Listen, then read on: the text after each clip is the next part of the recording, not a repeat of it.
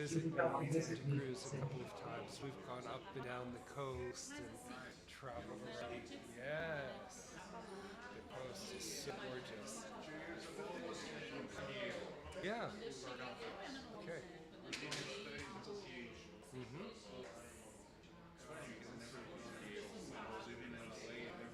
Yeah. Well, it can be 2 hours or it can be 4 hours, depending on the traffic. The 405. I like San Diego. Yeah. Mm-hmm. Yeah. Not as bad as now. No, it just gets worse and worse.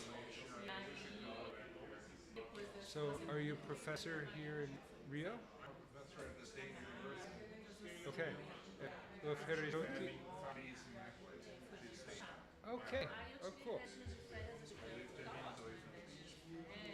Nice. On Copacabana. Yeah, yeah. We dropped her off there. Coming back in horrible rainstorm from Paraty. Yeah. Yeah.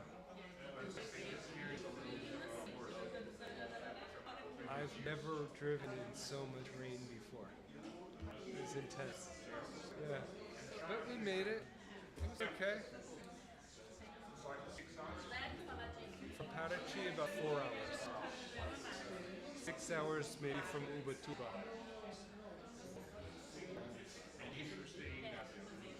Staying in Gavio with Nada. It's really nice, really tranquilo. Yeah. Huh? Yes. Yes. Yes, afterwards. Yes. I think we should all go have drinks and continue the conversation.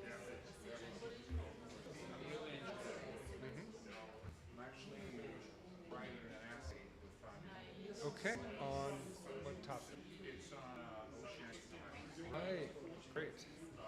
Yeah. Well, yes. Okay.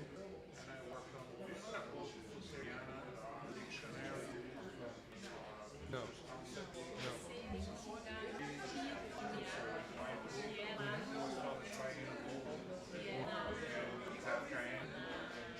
Okay. It's a each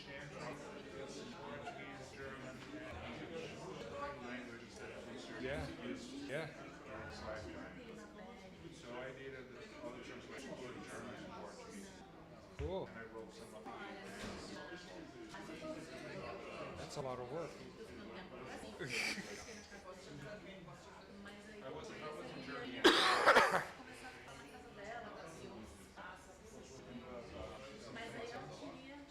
Zelensky, of course, yeah. I have no idea what's going on. Last time I talked to him was 3 years ago. I guess he's probably. I mean, he has so many students now that can carry the torch in different directions. Yeah, I've never met Zelensky.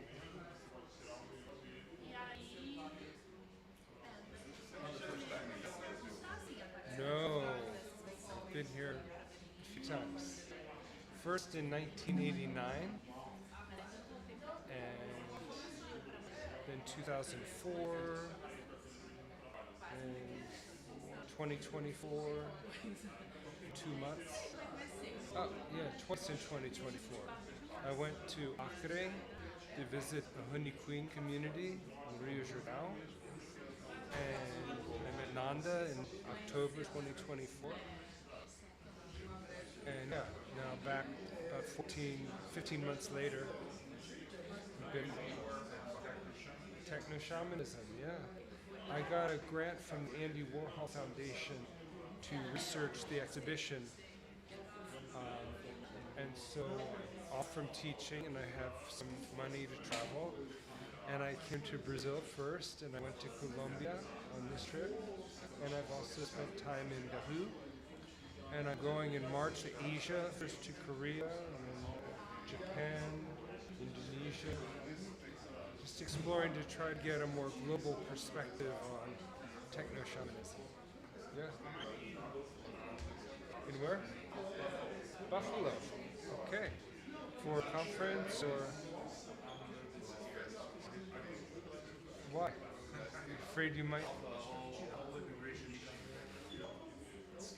I don't blame you. Even if you're not Latino or dark skinned, I mean it's really weird. Yeah.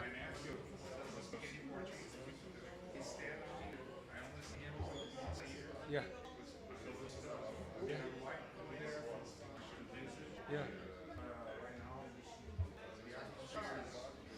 It's gotten really bad. It's terrible. I don't recognize my own country. That's why when people ask me where I'm from, I say California.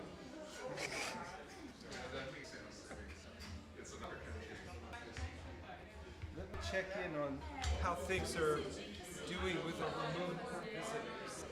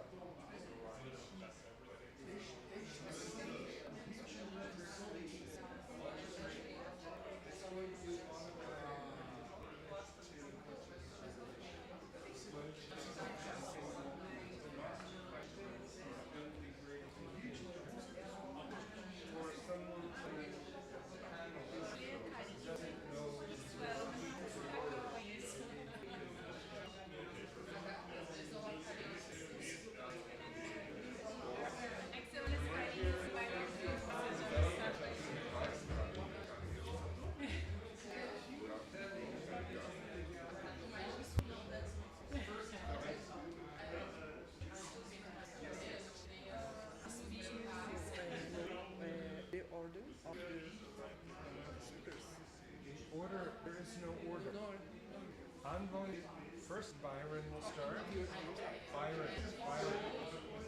Byron will start. And then Malu will say something about Hibachi. And then I will say something. So the beginning order will be Byron, Malu,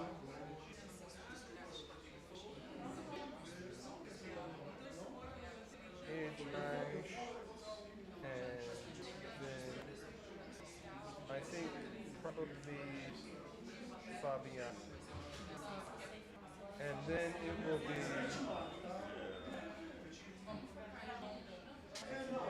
okay.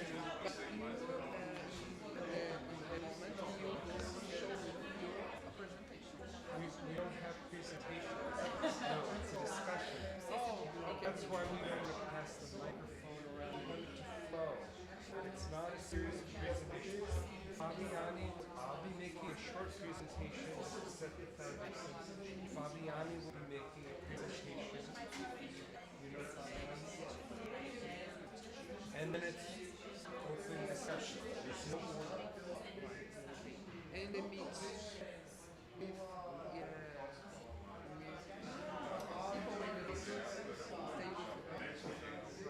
Yes, they stay with us the whole time.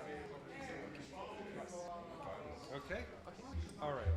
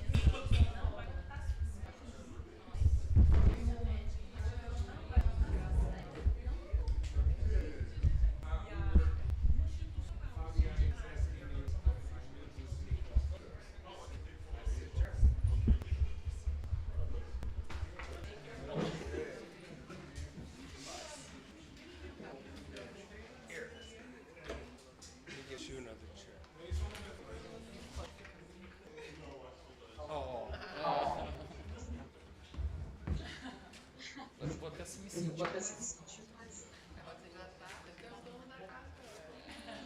Não, aqui é descentralizado, todo mundo. A gente é quase. O nome original daqui é para ser uma DAO, né? Eu acabei não implementando o conceito de organizações descentralizadas autônomas. Gente, não, please. Bem, tem uma colinha aqui, né, pra gente dar, enfim, esse aqui é o nosso evento, gente. Antes de tudo, eu gostaria de desejar boa noite a todas e todos, né? E é uma grande alegria aqui receber vocês na Meta Gallery, né? Porque esse encontro ele marca esse momento importante para a gente. A gente está iniciando um ano, né, nesse momento e a gente já está aí na perspectiva de abrir a Escola de Tecnologia. Então, isso fica quase meio que um soft opening aqui da nossa escola. Né? E é um momento importante assim também na nossa trajetória, acredito que assim, o debate contemporâneo entre arte, tecnologia e espiritualidade. Esse simpósio sobre Tecno-xamanismo ele nasce a partir da pesquisa e da curadoria do historiador e crítico de arte, Edward Shanken, que é uma das principais referências internacionais na interseção entre arte, ciência e tecnologia. E ao longo das décadas, o Edward tem investigado como artistas dialogam com sistemas, mídias emergentes, consciência e transformação cultural. E hoje ele nos propõe uma pergunta urgente. Como a arte pode contribuir para processos de cura em um mundo atravessado por crises ambientais, tecnológicas e civilizatórias? E esse projeto do Schenck, ele também conta com o apoio da Edward Foundation, que é uma das instituições mais respeitadas no campo da arte contemporânea. E, assim, temos muito orgulho de saber que esse grupo de estudos que o Eduardo está promovendo, em função desse projeto, está iniciando aqui no Brasil e na galeria. Então, isso também assim, é um fato que nos deixa muito lisonjeados e agradecidos, né, por essa atenção, né, e esse O tecno-xamanismo, como conceito, não é uma simplificação nem uma apropriação estética. Ele é uma provocação, uma tentativa de repensar o xamanismo como metodologia, como tecnologia de produção de conhecimento e de colocá-lo em diálogo com a tecnociência e as mídias digitais contemporâneas. Ao mesmo tempo, esse projeto ele nos convoca a uma responsabilidade ética, né, que é reconhecer as tensões da mercantilização, da colonialidade e da hibridização cultural, né, e afirmar que esse espaço deve ser guiado por muitas vozes, especialmente vozes indígenas, né, e aqui a arte não é apenas representação, é experiência, é expansão de consciência, é possibilidade de imaginar futuros onde a tecnologia não seja sinônimo de destruição, mas de reconexão.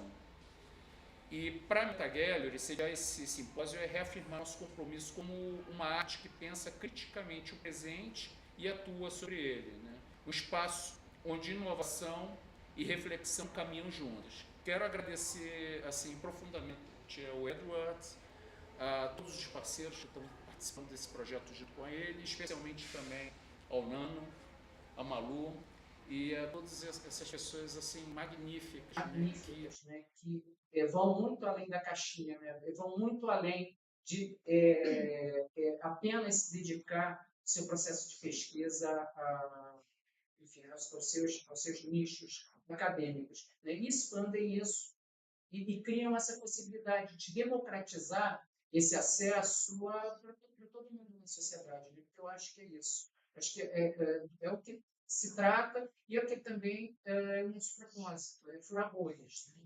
É fazer com que academia, governo, instituições, sociedade civil, empresários, todo mundo esteja junto, todo mundo esteja contribuindo e que esse diálogo ele seja favorável e que resulte aí alguma coisa que crie benefício social. Isso ampliando, não sendo reducionista na questão social, mas o social todo, né? O social. Então, gente, obrigado pela presença de todos e Decreto. Abertura de simpósio.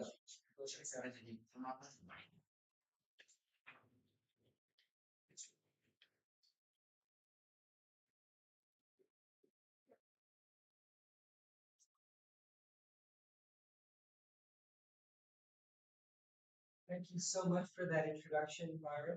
Thank you so much for opening up the gallery to host this symposium on Tecno-xamanism. I'm very grateful to you and to all panelists for being here. So it's working. Yes.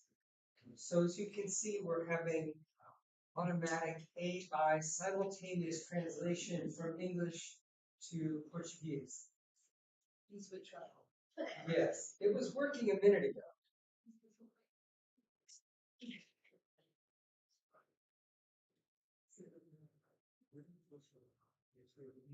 Sorry. Okay, it's coming now. Yes, it's working now.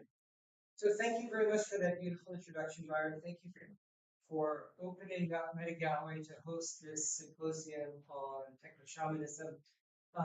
Before I say anything else, I really want Malu, you to say a few words about Evachi and this new School of Art and Technology that's happening. Okay, and welcome all of you. Vou falar inglês para que possa, né? Welcome all of you. Thank you very much for inviting me. Is it working? Yeah. We are very pleased to have you all here. This is the first activity that we're having on the school. Portuguese, it's working in English, but it's not very Yeah. Wait, now we're sharing. Now it's working.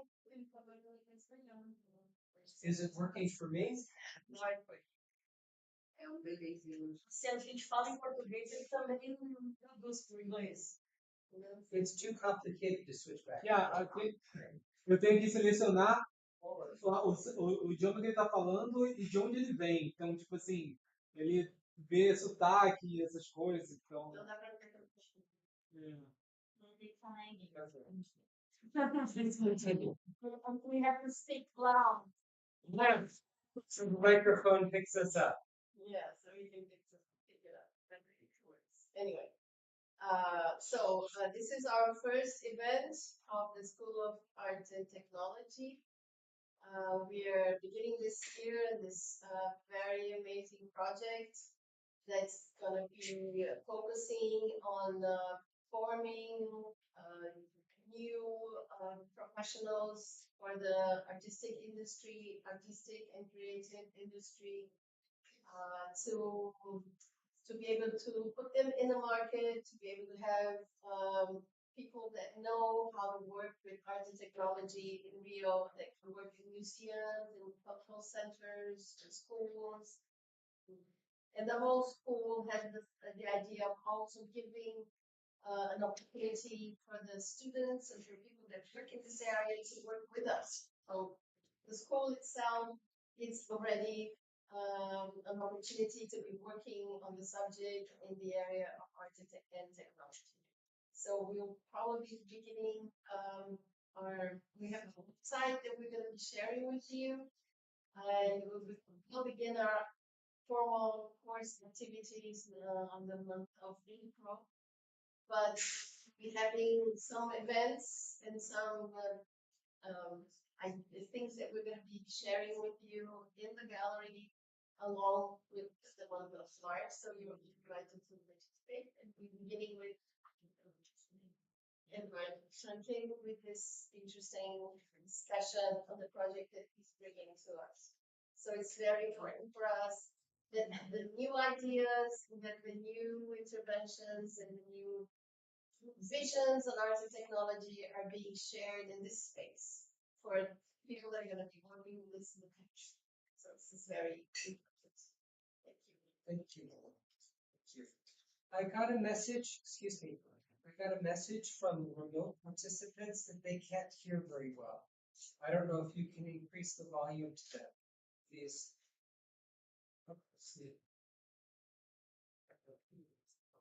Can you hear better now? Yes? Good. Yes? Okay. So, I should have introduced you first, Malu. Well, Mary Louisa Fragoso. Everyone knows you, but not everyone on the YouTube world. okay. I know Malu as an artist and as a professor, now retired from oferece,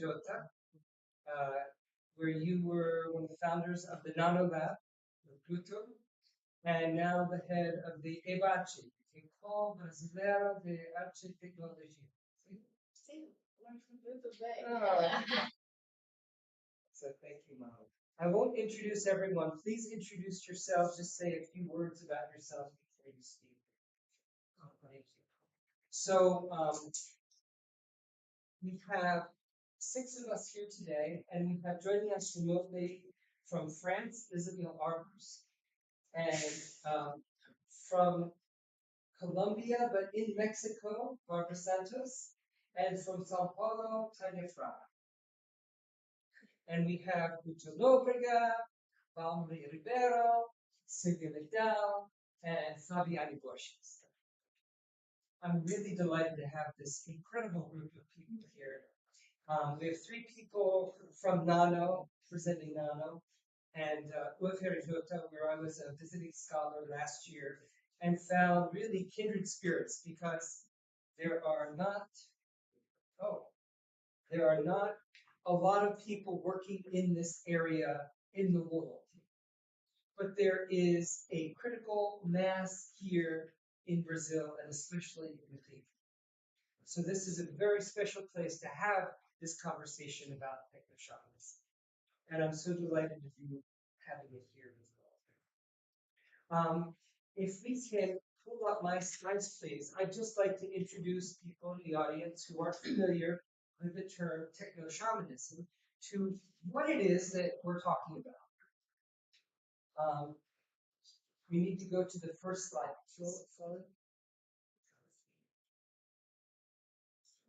There. Okay. So many of you may have seen the beautiful slides that Metaverse Gallery has distributed over social media announcing this event. Next slide, please. Okay. So the basic text on shamanism in anthropology is Richard Iliad's Shamanism, Archaic Techniques of Ecstasy, from 1951. So he was writing about this 3/4 of a century ago. One of the people who I admire a lot, another anthropologist who trained as a shaman and set up a PhD program in shamanic studies, Michael Harder. Shamanic technologies enable us to achieve trance states that offer insights beyond those available to our typical waking consciousness. He also advocates very strongly for shamanism being fundamentally about healing. And then there should be a credit here for Fabiane Borges, but I think it got cut off. Fabiane wrote, "It is important to view shamanism as a technology for the production of knowledge. Apart from many possible encounters between technology and shamanism is itself a technology. It's not just about ecstasy, as Iliad wrote. It's about transhuman communication, about transhuman communication between humans and all other beings, sentient and non-sentient." Next slide, please.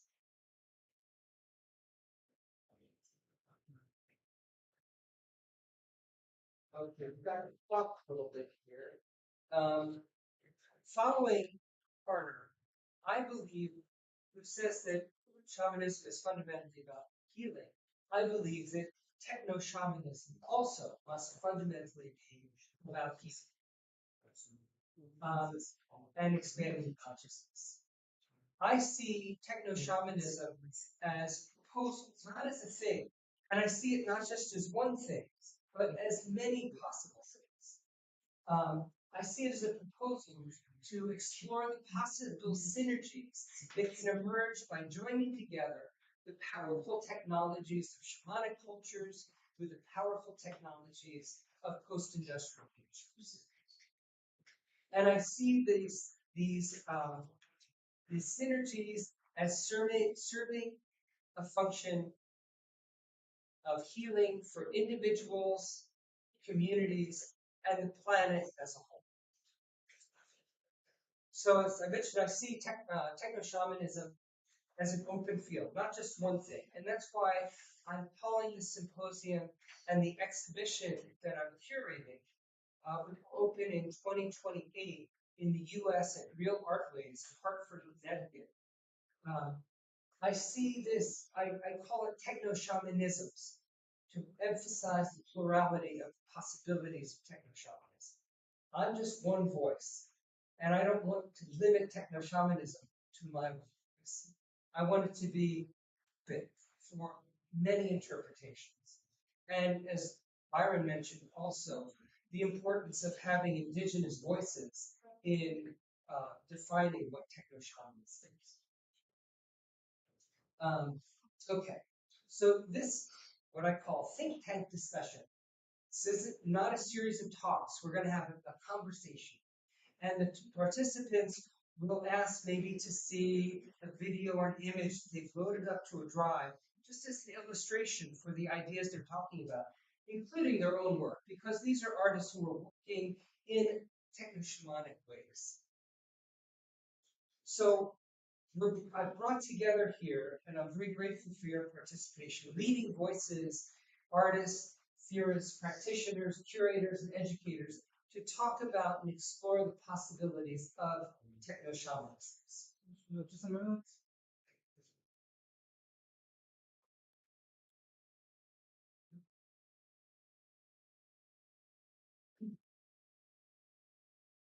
So just to talk while this is being worked out, awarded a grant by the Andy Warhol Foundation, curatorial research grant, to travel around the world to expand my own conception about techno-shamanism and to find best examples of it for this exhibition.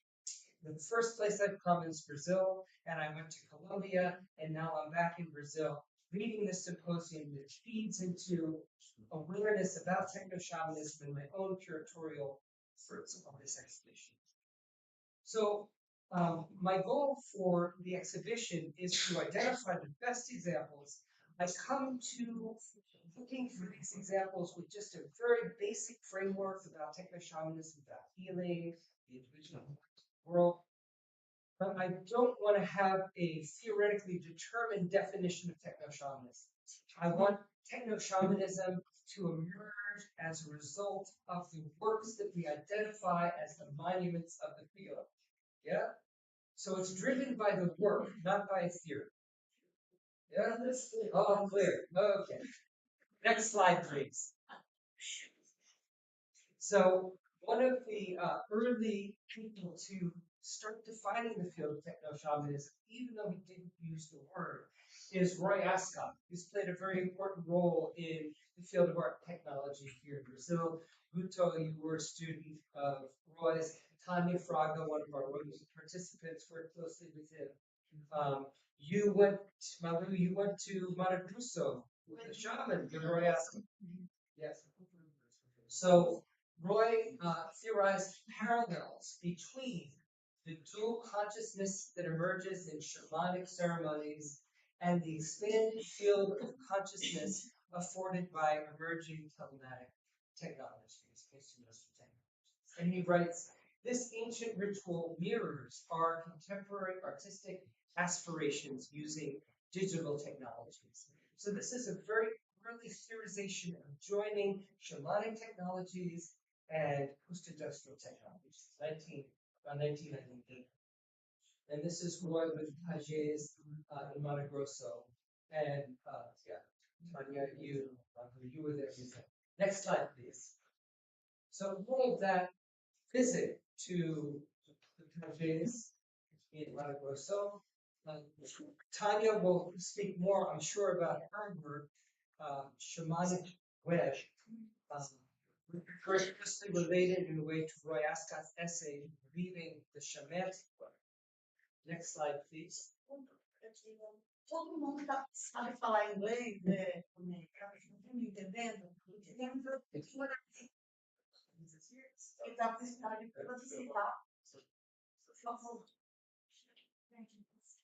Okay. It's right. Okay.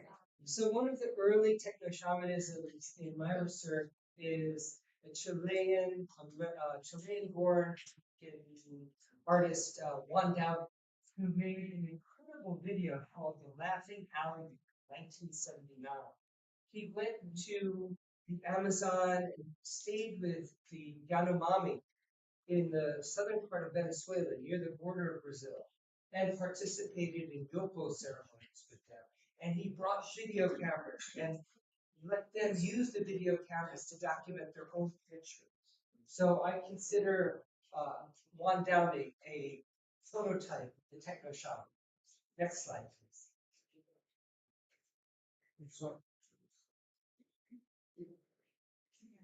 In fact, I started writing about Juan Downey before I even thought of the term techno-shamanism. Also, I think of Paulina Oliveros, the queer American composer and performer, as techno-shamanism, working with technology, and just healing was a fundamental part of her practice as curator and performer, deep listening, and she wrote in 2005, "This altered state of consciousness and performance is exhilarating and inspiring. The music comes through as if I have nothing to do with it, but allow it to emerge through my instrument and voice, as though she's a medium, a shaman, channeling whatever comes as part of her healing musical practice." And her work was always about expanding consciousness through music and sex. One of the examples of techno-shamanism that I think is really powerful is this performance. It's a virtual reality experience of a dance performance called Covenant VR by choreographer Ananda Ray in collaboration with filmmaker Gary Yost. So this is a 3D immersive VR experience. And Ananda Ray developed a dance technique that she called shamanic fusion. The intention behind this dance is a experience of catharsis, of letting go of different layers of different alter egos, liberating ourselves from that. And in the context of this VR environment where we're like, from me to Fabiane, from the dancer, we're really close to it. It's so compelling. And we have, I experienced a tremendously cathartic experience through this VR dance performance. Next slide. Another example of techno-shamanism that I really admire is the work of Junghan Kim, a Korean artist who made a work called Birdman. This is from 2005. He dreamed that he'd learn bird language from a monster bird with just one wave. He had a traumatic experience in his childhood involving a bird, and this work attempts to provide catharsis, healing that trauma through aesthetic and shamanic means. So it asks us about hybridity. How do humans conceptualize the world? How do other beings? He tries to create this device that allows us to experience what it's like to perceive as a bird. And this riffs on philosophical questions, what it is to be. Anyway, can the hybrid world of Birdman transform our perception beyond our human physiology, beyond our human limits? And can the experience of another being's consciousness expand our capacity for understanding and empathy? Next slide, please. This is a work by Colombian artist Indigo Mendirola that I just learned about in Bogota a few weeks ago. This work explores a relationship between the medium film and the medium of the plant San Pedro, which is a ceremonial plant, especially in the Andes in Peru and Colombia. And what he did was he buried the film that was fully exposed in the soil with the plant of San Pedro. and the San Pedro interacted with the film and transformed it. Next slide, please. And I'm just going to scroll around on this so that you get a sense. This is a, what? Oh, we missed a slide. Oh, well. We've created a 3D environment so you explore it. So the idea is you have an more threaded experience of moving through the San Pedro media environment. And the way it opens up, it's almost like you're in a Magoga ceremony. Okay, can we play just a few minutes of this video by the Psychedelic Puppet Show? This is a work made by a collective, primarily artist Brad Masick and It's a link. yes. Just a moment. There we go. The artist used AI, which listens to the volume.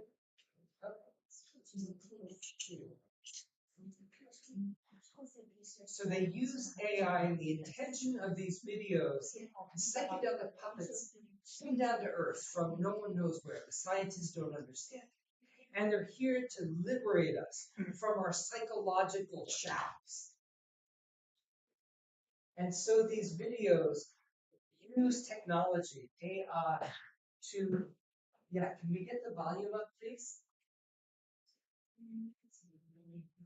So, you go, just moment, please, put the button in the box in the center.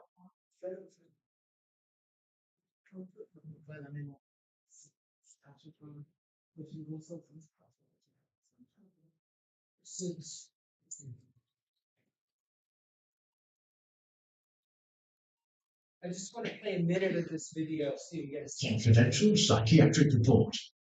Patient, Edgar. Bureau of Impulse Liberation. Session notes. Emergency intervention. Following an extended period of relative alignment, patient Edgar has relapsed. Symptoms presented include solar plexus twitching, low-grade dread, time anxiety, and unsolicited weeping while folding laundry. The patient has reabsorbed cultural constructs with tragically little resistance, and was spending his days doom scrolling on Twitter while suffering from chronic insomnia. The pathology has grown insidious. Emergency intervention required.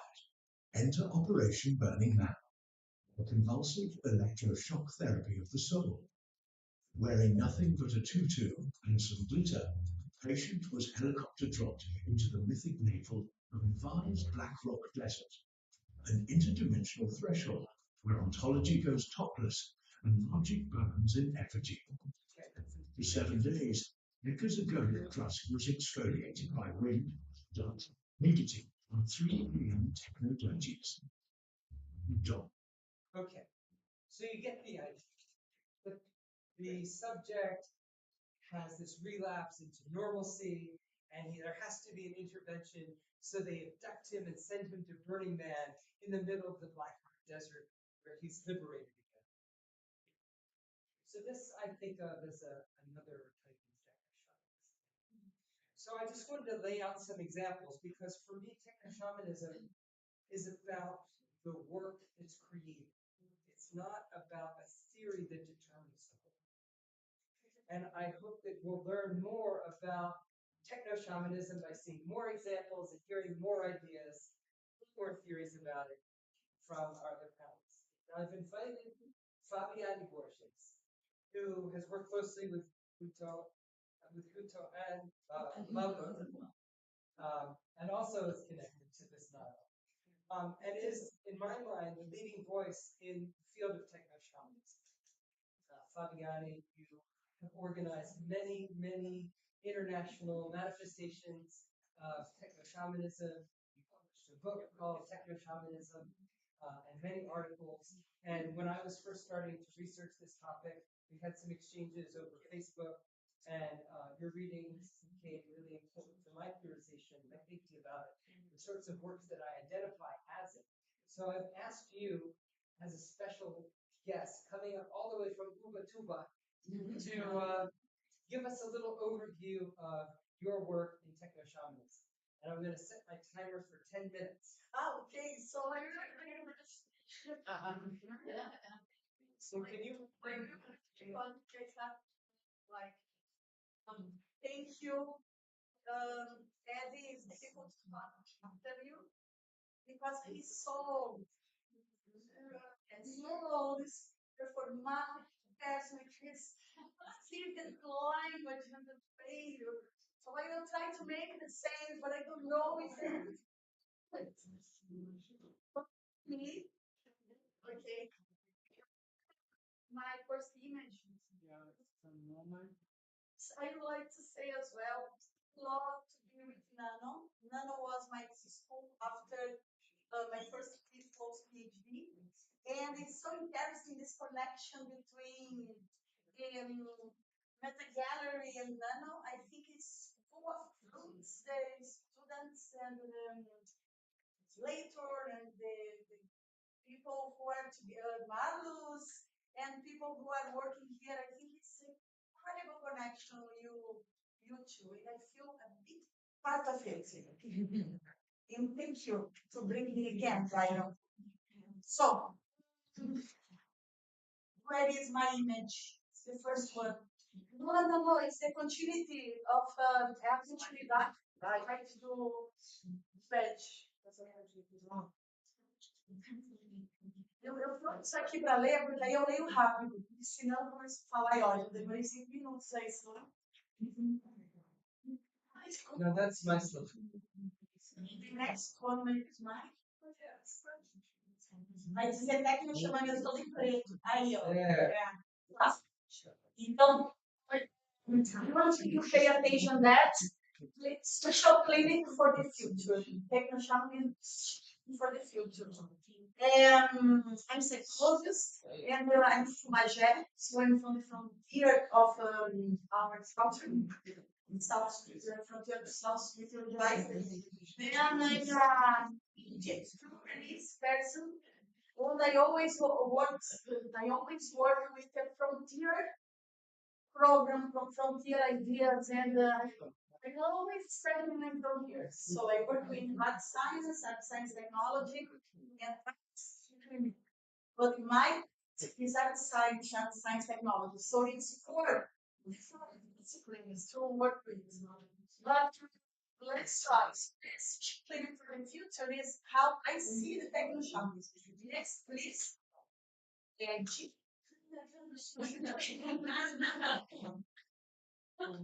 The organizer has many responsibilities.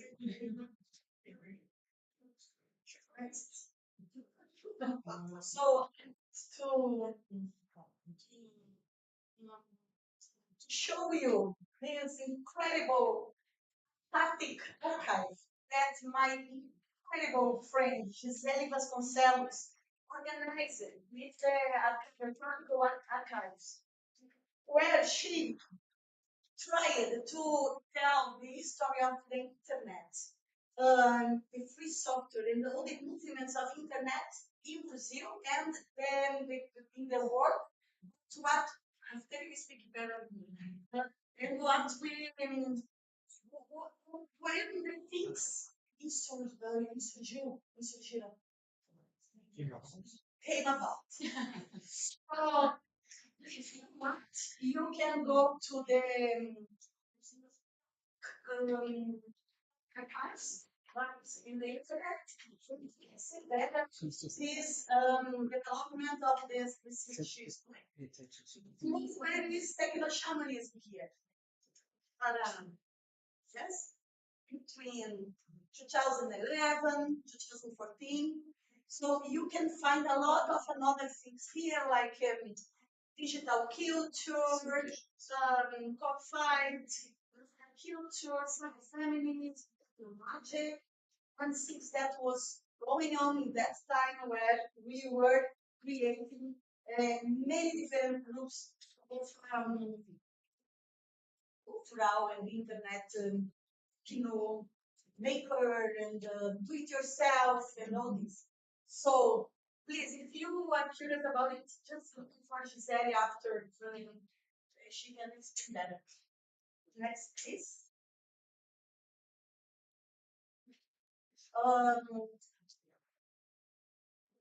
Before, I just want to say that my connection with Tecno-xamanism is it's in 2011 in London. I was listening a lot about Tecno-xamanism here in our networks, in the in our networks. We are talking about Tecno-xamanism. But then I went to London with Goldsmiths University and Sandwich Scholarship. Then I met the Tecno-shamans there. Then we started to propose things with these two languages. There were two cultures: Brazilian culture and the American English culture. And they were more cyberpunk, leakers. They were out, and we were working government trying to make the things autonomously, but it was difficult. So, well, cultura digital and all the Lula government, the first one now, 2003. So, digital culture, pontos de cultura, and everything. So it was really effervescent that moment. And I was a psychologist. I was doing my PhD in psychology. So please, go. It's going to be faster. So, so maybe it's better I keep and read. But I want you to understand that this moment, 2011, 2012, I became as a kind of international articulator of Tecno-xamanism. We did so many meetings, like in England, in Switzerland, in Spain, in Ecuador, in Colombia, in Argentina, in Brazil, in Belgium, France, Denmark, China. This was something that was really happening and people were curious about, and we were doing these open calls and we invite these artists. So it was a bit different. The artists from Brazil and the artists from another country, the views as well, the culture. So it's really diverse. But we started to try to learn it because this you find some this because in this moment I start to think about it and fight for it. But I'm not the creator and I will not fight for my own rules. So here is my working side of Tecno-xamanism. Social clinic for this, the social clinic for the future is my work as artist and as a clinic. And I put this line for you to understand how the concept was created in my head. Before, no, I was working with art clinic, with immersive process, rituals, street groups, but I was not really into Tecno-xamanism. Then came the emergence of Tecno-xamanism. Then I started organizing all these festivals and rituals in the Huidocracy and the indigenous territories, indigenous. Then pandemic brings a time in the pandemics, and now I'm working with six space laboratory, social laboratory for the future. So the clinic for the laboratory. So this is my work as artist inside of this. Besides all the organization I did. Okay. So next. That's what you have 3 minutes. So sure, but you only just one part. Yeah.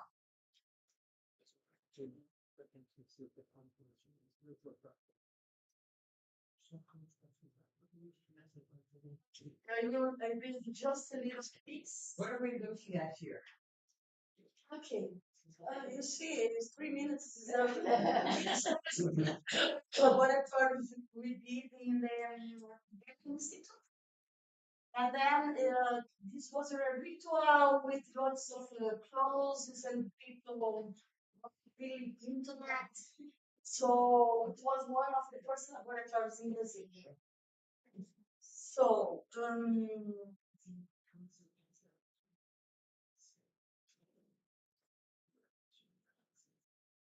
when I started to the social clinic for the future recognizes the dispositives developed within Tecno-xamanismo, defined methodological architecture. The focus shifts towards the reorganization of the collective imaginary. The clinic is understood as intervention in historical regimes of subjectivation. The methodologies follow a recurring sequence: controlled perceptual displacement, collective symbolic activation, shared narrative elaboration, reinsertion into everyday life with new subjective groups. Can you put another one, please? Yes, it sounds like psychedelic puppet show. Yeah. We'll talk about that. Now we are into our indigenous community where we did our second international Tecno-xamanismo festival. And aesthetic production emerges from movement of the group, whether disciplinary or transdisciplinary. Fluidocracy is this procedure. Collective sound saturation sustains the centrality of individual speech. This is a redistribution of attention and the reorganization of the group to the ground. Claro que eu estou lendo errado aqui porque eu não estou com óculos.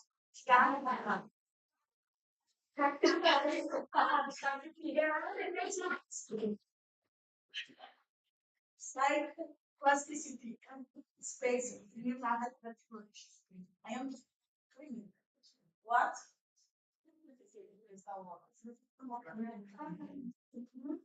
Please. Well, this European mortal, no American time, no problem. It's only a share time.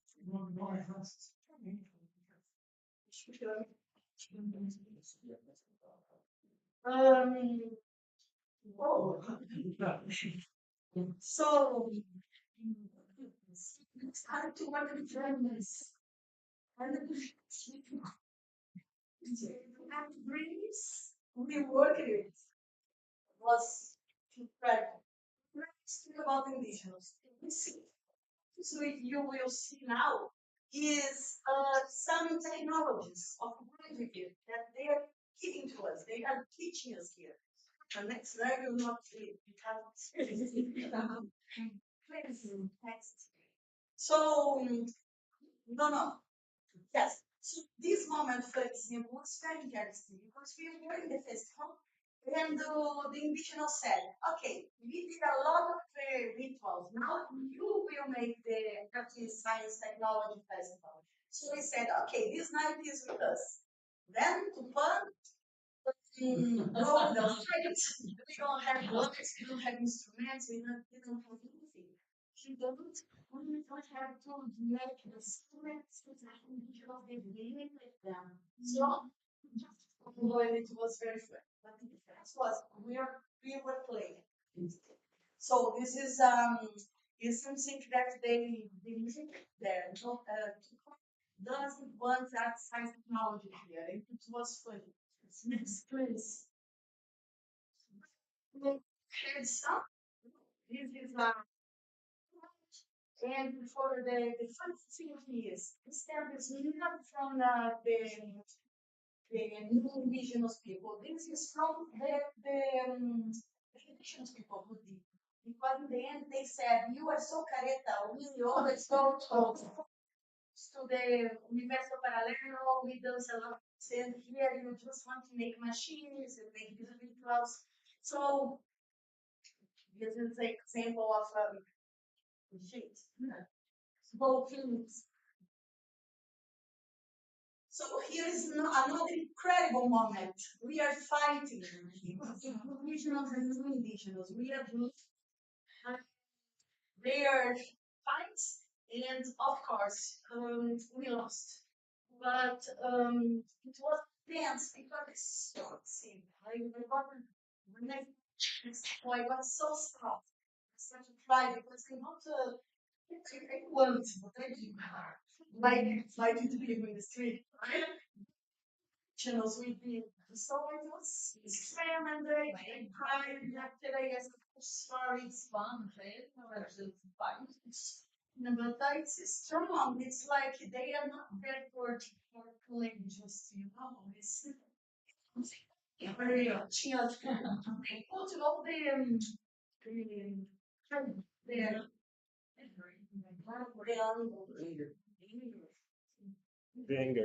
Anger. Hi. Okay, so another technology. For example, agora em logo em região, quando the old institutions didn't permit that I get married, but they said we don't want white people here in our village, so we didn't work out. We decided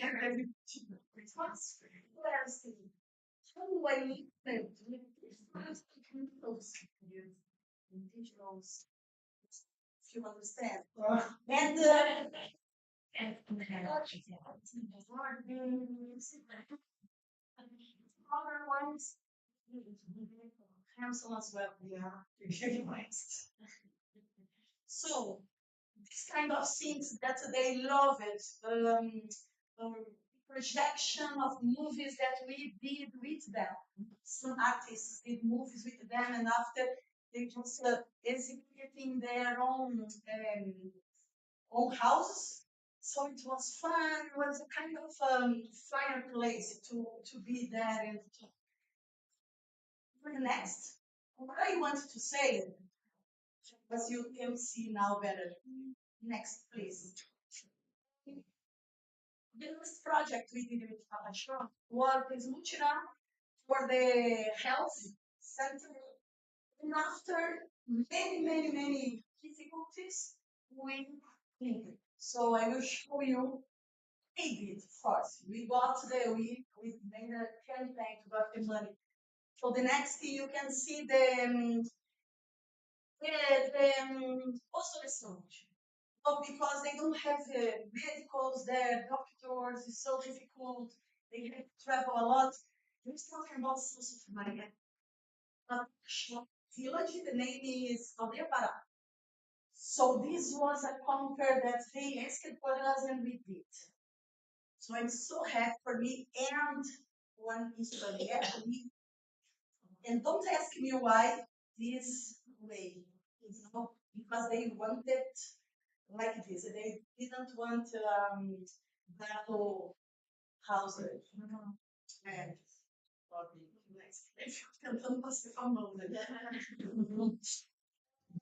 for just to show a little bit my work instead of it. This, for example, it's another thing, not indigenous, not with indigenous. It's more Tecno-xamanismo and experimentation. This what I'm saying at clinic.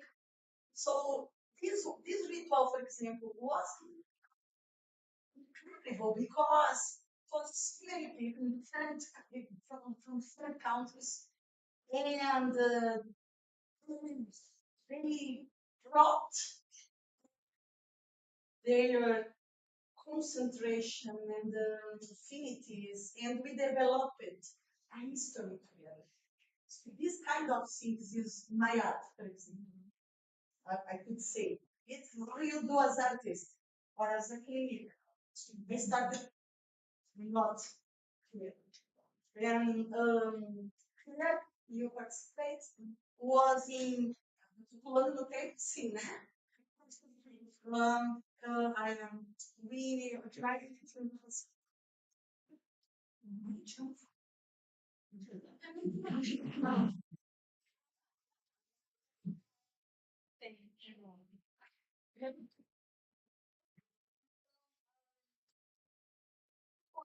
Days.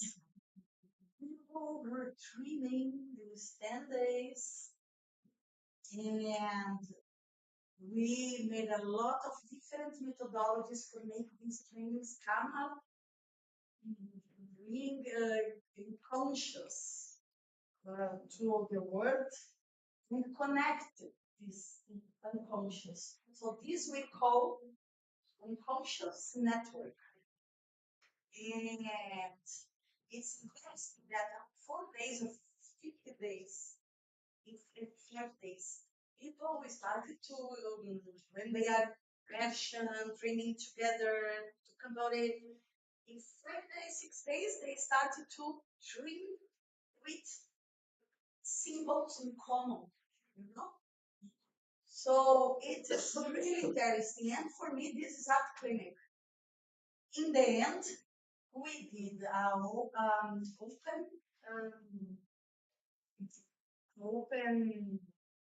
Só a palavra. Só a palavra. Em inglês, a palavra they are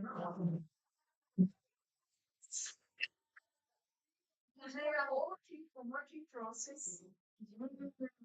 People got kilos of to enter there is to have myself because everybody dreamed it. This just became the most important symbol of our immersion. So for the enter, they needed to bring self, and we put together everything, and we had the statue of the south, and we had the drinks with the south. See, that was in the dreams. And salt.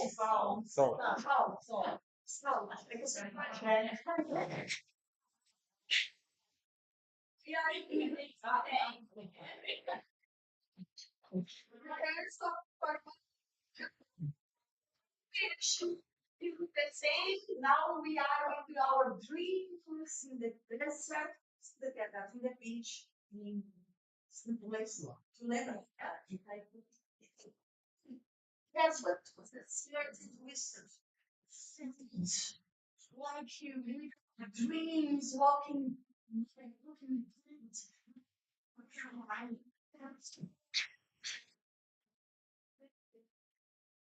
everybody dreaming, and now they are doing the redundancy, like exchanging treatments that will make poetry. Okay, this one's children in inner forest. We did an immersion, but the children entered a lot and really told the sisters of the inner forest.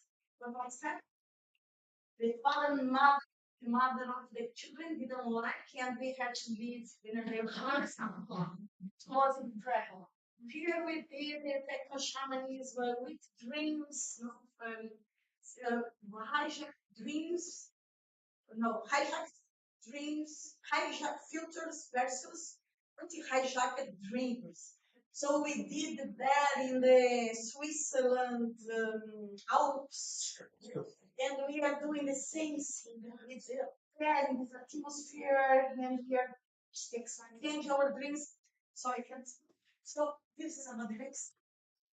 This is one very quick example because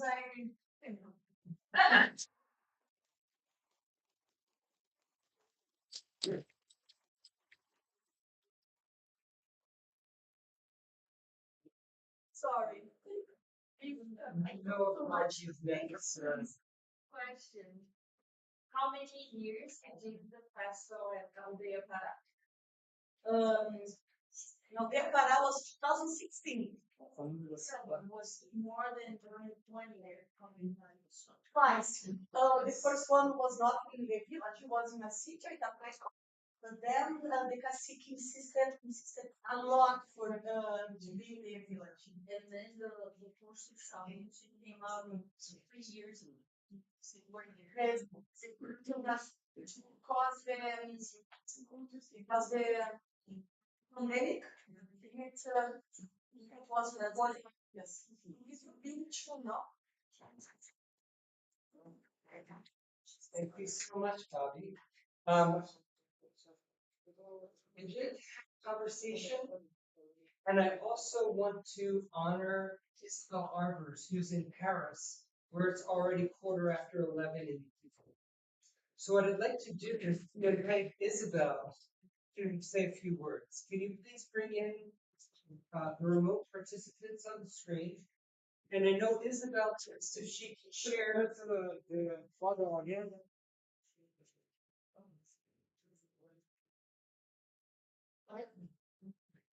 Hello?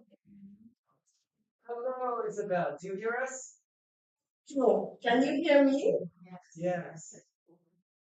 Perfect. So I will try to share my screen. Can you tell me if it's okay? Can she share her screen? Yes. Oh, great. It's just backwards. Okay. Wait, Isabelle. Isabelle, we don't have your screen yet.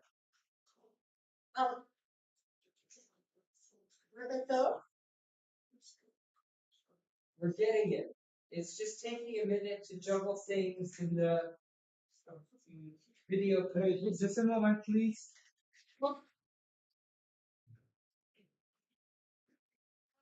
Fine. Use my son and Yes. okay. Again, thank you for visiting.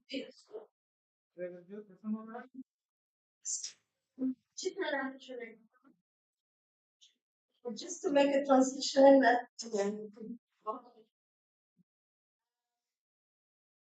years ago, I was in breakfast, and that's where I discovered the slide, pictures, games, fractal images, and that's what got me into virtual reality. And today, I will tell you about the project. So I don't know if you see my screen now. What we see, Isabelle, is a screen with many images that have been colored. So, but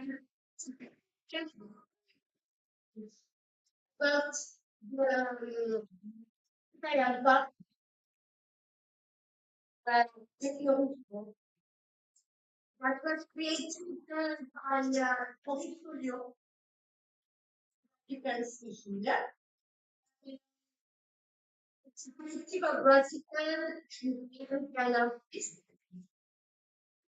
You also show and only invited us when you have also Vietnamese and maybe not well. The artist Guto Nobrega, Benjamin Abras, do Brasil, Malu Fragoso. Really, we invited us to 3 years ago for residents, you know, um, so divinatory of defined so to see how we can contextualize in the Caribbean context the divinatory art coming from West Africa. And I don't hear the echo now anymore. And during the 15 days, we work on some, and we created an artwork. We'll show you on the read this deeper because we found some similarities between this mathematical system, the and algorithm. So we created this ritual piece, but also an interactive piece. And actually, you can take the conch in your hand and you can ask a question to electronic IFA. You will get an answer as like an audiovisual poem, everything based on every science. And we'll show you very quickly a video after. And I also want to tell you about another project, which is more recent. I am the team in New Delhi, so in West Africa. And we, so for the moment you don't see it apparently. It's still, yeah, now you can see it.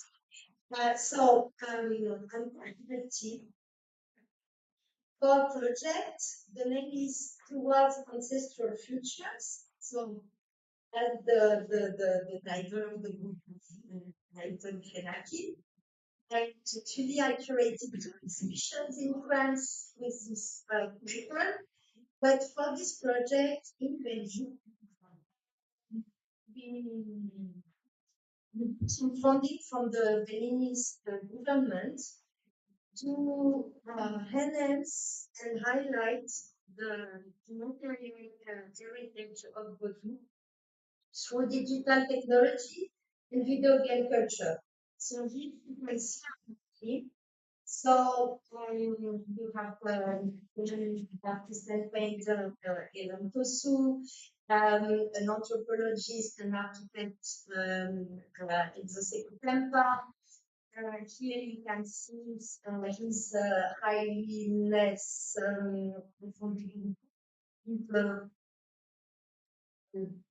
print, but more than that. And together, we did some visits of communities, voodoo practitioners. We went in, for example, in the Holy Forest, and we did some recordings, 3D scans, 360 videos, and also interviews and some rituals. I will show you very quickly. So here we were in a collective Vodou place dedicated to the fire divinity, and all together we did a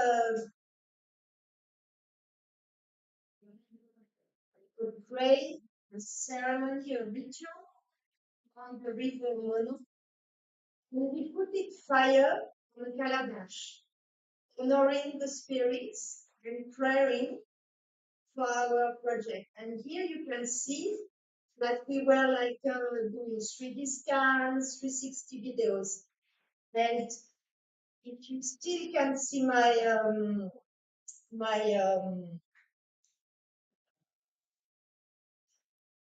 screen, so We see your there screen. is some delay. So I will, and what we created from these visits and recordings, we are creating right now 3 fields, one on water, one on fire, and one on the earth elements. And in parallel, we are also creating video game environments. And here, for example,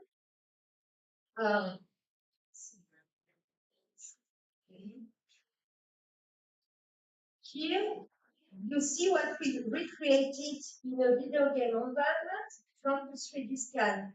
So here normally you do like offerings, and you can talk with the voodoo tree, and then here you can see them in humanity, and then you can go to the holy swamp and purify yourself.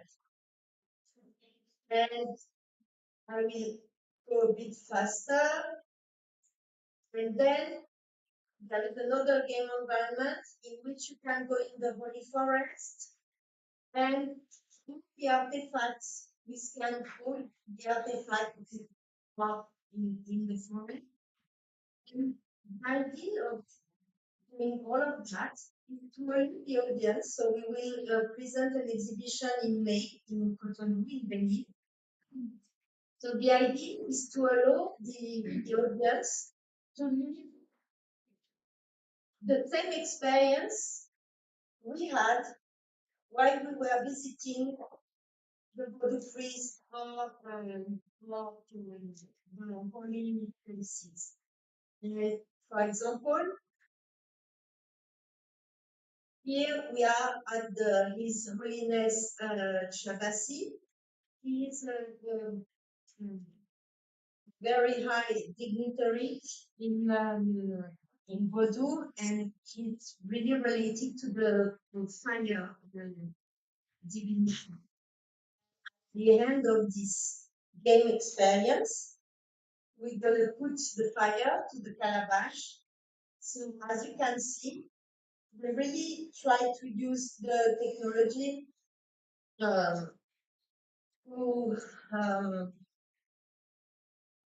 allow people to embody the experience, the rituals, and as we are doing with Tecnologia, the point is to de-demonize Vodou spirituality, Vodou beliefs, Vodou religion, but also to use technology to care, to heal. Because, for example, so now you're gonna see what is the interactive installation we created in class. So first, you are supposed to purify yourself before entering the space of the flower with leaves. Normally, it should be like Aesop leaves. And then you enter in the space of the flower and you ask your question to the conch. So she has to take the conch in her hands. And she will ask a question, and she will receive one of the 16 first sign, as you can see, with an audiovisual poem that we created with Livia Diniz, all the video and images. At the end, you have like a proverb in Creole, and somehow it's a way, as I said before, we are trying to recontextualize the flat divinatory art in a Caribbean context. All the proverbs are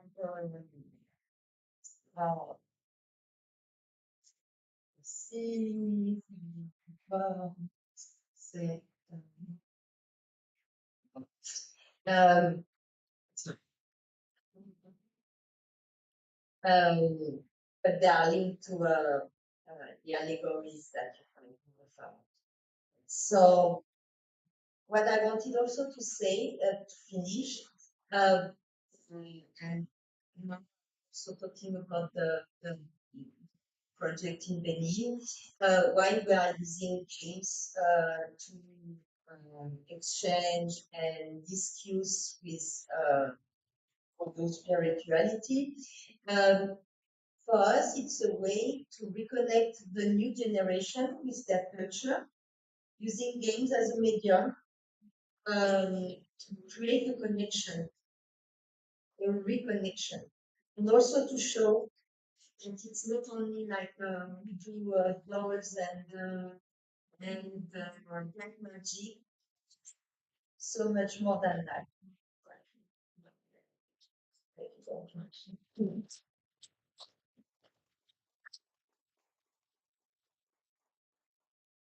So I just like to open this up for discussion.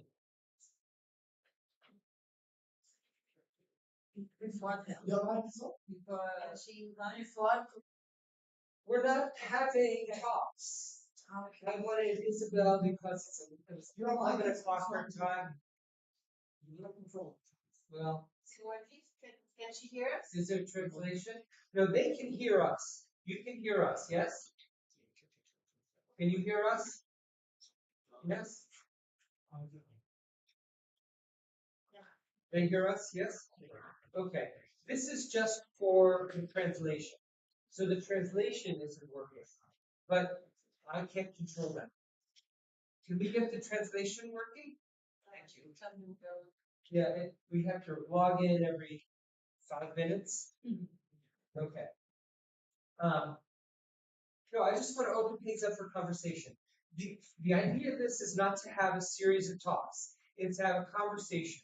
I wanted to give Fabiane a special opportunity to present so many years of working in Tecno-xamanism. I wanted to give Isabelle the floor because it's after 11 o'clock in Paris. Now it's open for conversation, and I invite Barbara and Tania and Malu and everyone here to continue our conversation. If you want to show images to talk about something in particular, we can bring them up on the screen, but it's really about conversation. And before we take things from the audience, we want to give the people that are invited speakers an opportunity to talk. Barbara, Tania, Malu, Walmeiri, Guto. Yes, you start, Malu. I was in Rio, I'm not married in Rio, and I was in Italy. And I had the opportunity to visit her while she was doing her workshop at Toulouse in Paris. And it was amazing to see how the young people, the students, I mean, the people that were doing it, how they engaged with it, how they were really into the idea of 3D scanning things and creating the games. So I think it's very interesting the way you can make this imaginary world come about, from something that you can interact with in a language that they're expected to look, so they still know how it works. So we do some workshops here also with the Meta Gallery, so you can create this material of doing the reusing and the artificial materials and all that. It's very interesting how the technology pulls in some way, pulls the ideas out of you into some kind of medium. So when you have a medium that you use, it's very stimulating.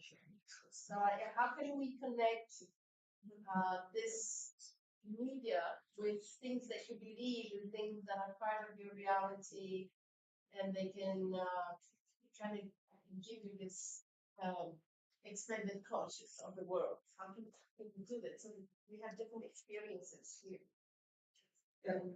Go ahead. No, Barbara, I know you've worked for many, many years with indigenous people in Colombia on one particular river. And I wonder if you can speak to this question that Malu has raised and the collaborations that Isabelle has done with people in Benin and other places demonstrate.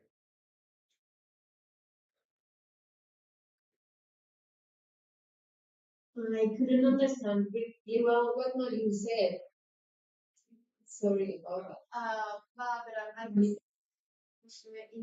how can we sort of these new technologies, the technologies that we have, how can we use them to extract, to pull out the dreams, the ideas, the imaginary that is the like traditional knowledge or traditional life and rituals. If you have, I know you work with books, so I know you work with ancient technology yourself when you create your work with the indigenous people in Colombia. So it's also technology. So I think what Eddie's asking is how you see this interaction happening. Thank you, Malu. And Edward, it's interesting figure. Right now I have an echo. Okay, so yes. Are you hearing me? Yes. Thank you. So we work in the development of since 2005. Not only books are like the telling, but we really do many things with many layers. And we have understanding what means shamanism. And not only the shamanism world work is from Siberia in Mongolia. In the Amazon forest, we have many different people in very different territories, relate to specific languages, and these languages are called. And we have been working on that in sacred maps or sacred cartography, exploring how we can really understand life and how we can make these objects that sometimes are books, or sometimes are just audios, maps, or images that not are also site specific, but are like the voices of the young. We often with is a very complex uh, like word with many entities in a very specific territory that is not easy. So what we have done is not something that we are it's something that is we need we need to fill all the information that we have done here. So for me, making art is one thing. Other is engaging with ancestral knowledge is another one. Understand that the body healing process is very important in this work, and also that this interaction between art, ancestral technologies, and ancestral knowledge, and art on art, ancestral technologies is something that is shaped everything that we have been done until now. This is what we have done in these books is something to really explode or expand the way what we can really understand life as a group of people and how we can really think together and how we can work with these technologies that sometimes we need some of them you need to turn them off and the other ones turn on and we need to really understand and share as what we need to do and the elders are trying to guide and the process that we have done. It's very complex to explain, but I hope you understand something you said. We understand, yes. I don't know if everybody else understands. Because we're working with this all the time. But I start in the point of view that the artist is a mediator. He's always in between. He's always creating the way for people to go from one reality to another. I don't know if it could be that. But I really feel that our experience is like a shaman in a sense that, or a fragere, if we're in Brazil, right? Or Taita in Colombia. Taita in Colombia. So you are always in the middle of something. You're like a conductor.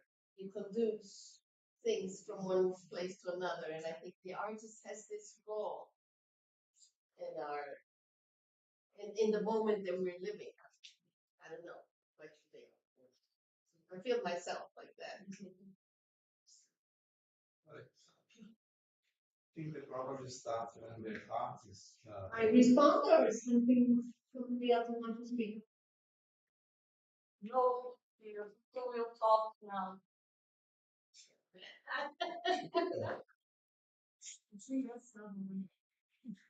No, I just comments a question. Can you speak more loudly? I think it's being picked up by a microphone there for the broadcast. I think this is just for translation. That's just for translation. But I think that for the remote transmission, It's over there. it's over there. It needs to be louder.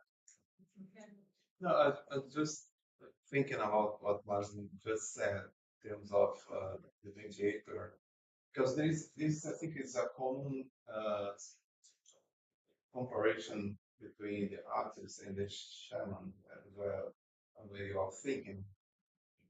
The art as a shaman was mentioned many times in history, art history. And maybe there is some similarities, but I think the problem, and this is a question that you can think together, is when the artists start using technology and thinking that the technology can give them some magic in order to do things, including healing. Because I think the shaman itself operates on a very different level of healing in order for itself.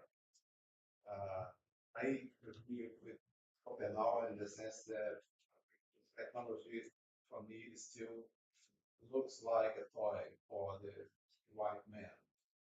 And I think it's very precise in that comment. And I think there is a confusion what the technology can make and can present itself as a magic. And through magic, I think there is a differentiation.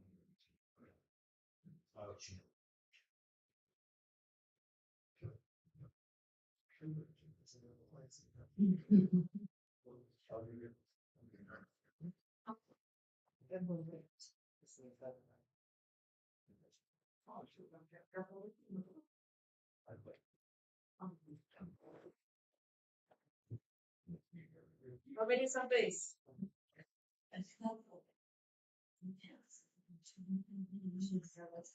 Something right now.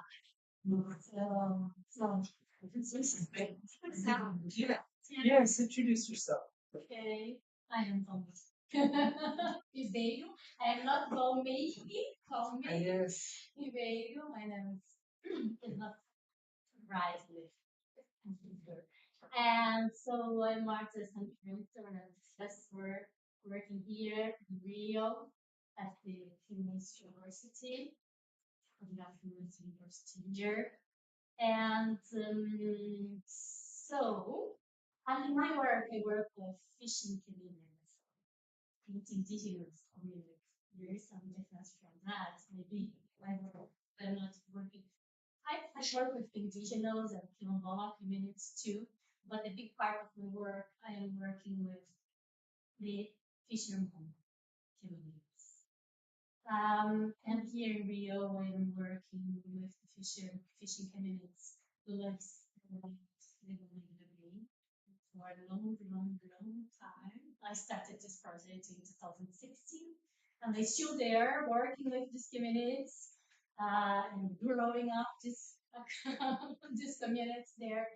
And so, but I'm not now talking about specifically my work, but maybe there is two important questions here or points here when you need to think. Well, it's about technology, as we said. Really critical also with the idea of the artist is in shaman. For me, the artist is artist. And you can do a lot of things with our tools. You have a lot of knowledge from that field. You have a lot of thoughts. You have a lot of tools to work. But we are not strong. And the art healing for me, it's more, you can do that. You can provoke some discussion. You can engage the people to think about, to stay with the problem, with friends, what crusades. But it's not possible for us to create this healing like a shaman say, like a shaman can do. And so for me, it's really problematic to put the goals, the artists and shaman at the same level. I started to work with shamanism. I was thinking about it. When Edward invited me to be here today, I said, no, I'm not working with shamanism. And he said, yeah, you are. I said, I am. Okay, I can go. And then I started to think when I started to work close to the idea of shamanism, and I started to think about the art as healing or as possible to healing. When I started my master with Renat Cohen. I don't know if the name Renat Cohen is familiar for everybody here in São Paulo. In São Paulo, he was a professor, a performer there at Unicamp São Paulo. And so he was my supervisor during my master. And in my first class with Renat Cohen, my first day at the Unicamp, I was really young. I was 22, maybe, years.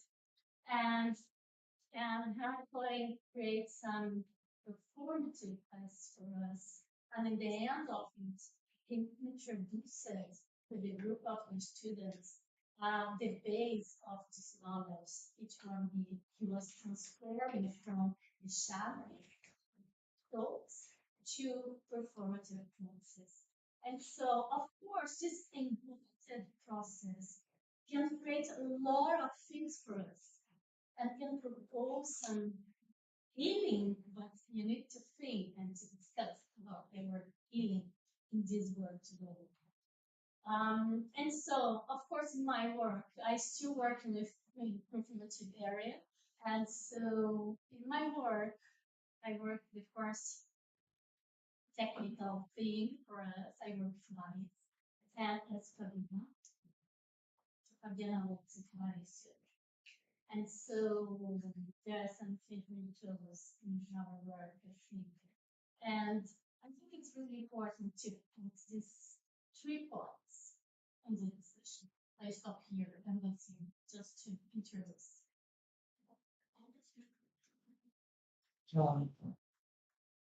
Thank you for all these comments. I have a few things that I'd like to share.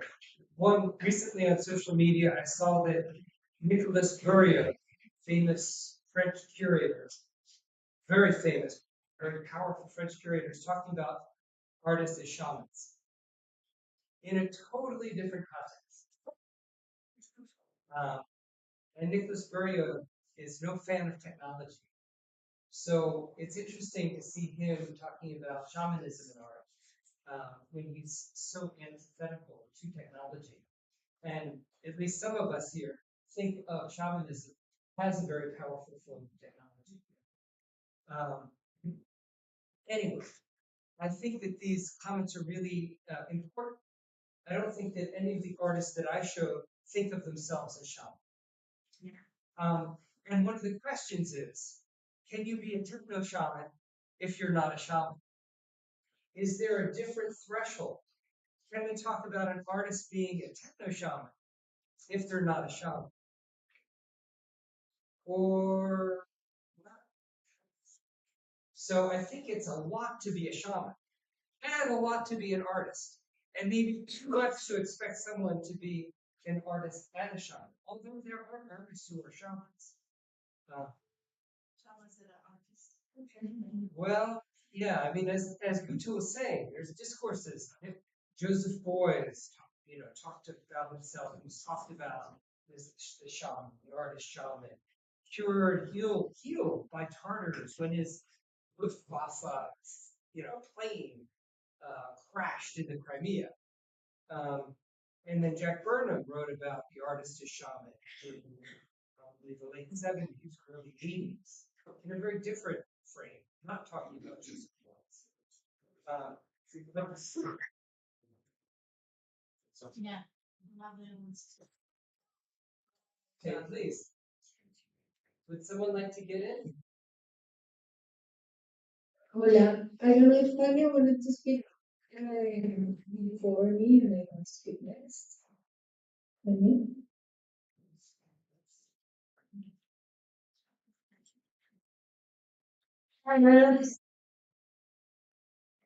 Okay.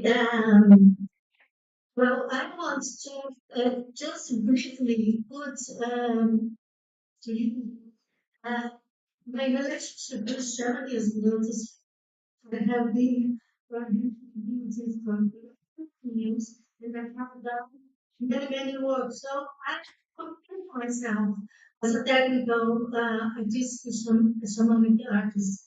So shamanism, it's not for me to gain knowledge, but shamanism experiences inspired by dreams, universe, and meditations, and transforming them into art. Shamanic techniques that enabled me to look inside and walk into my mind in dreams and in introspections. It have allowed me to establish relationships with earth and nature,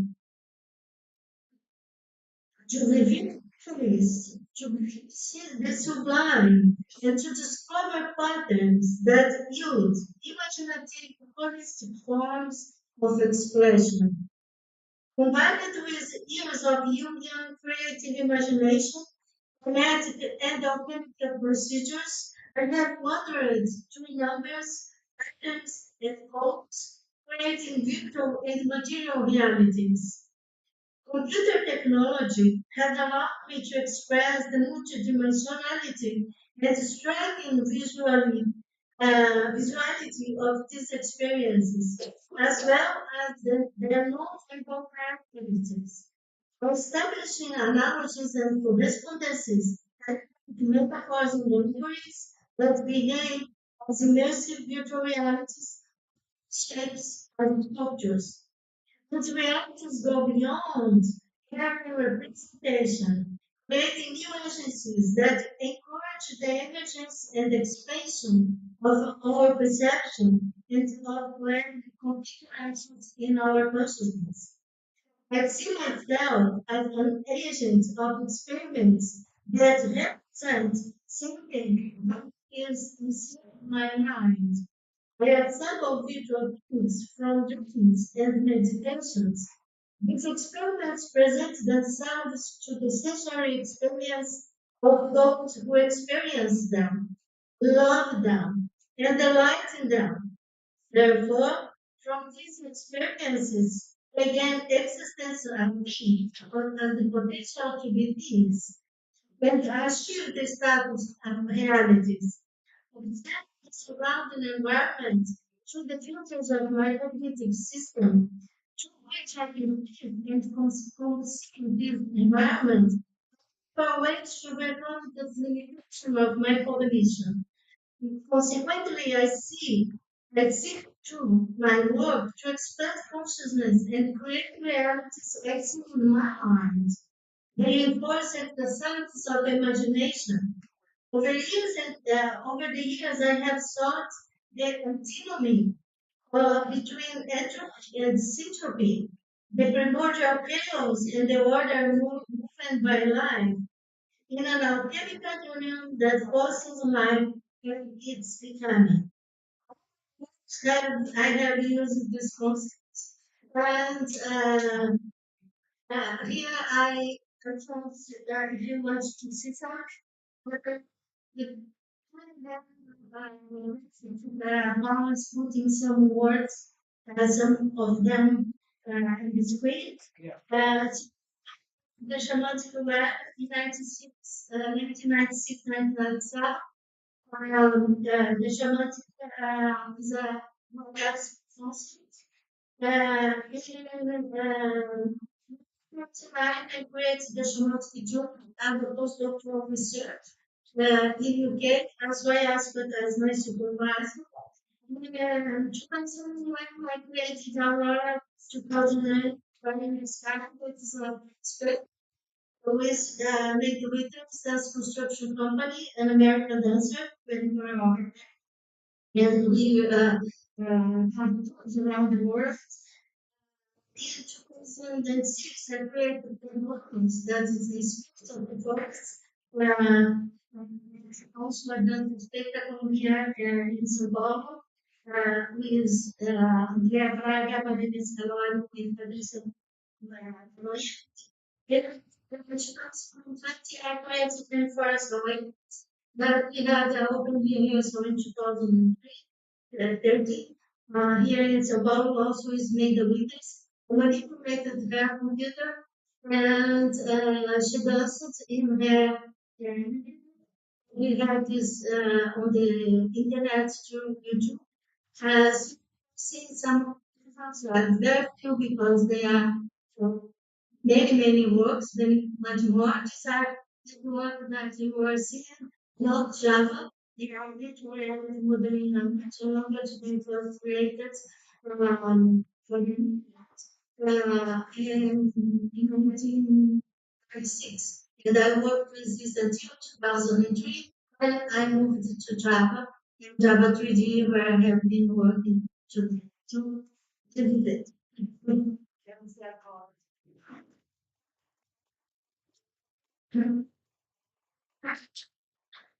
Thank you, Tanya. So you consider yourself a techno-shamanic artist.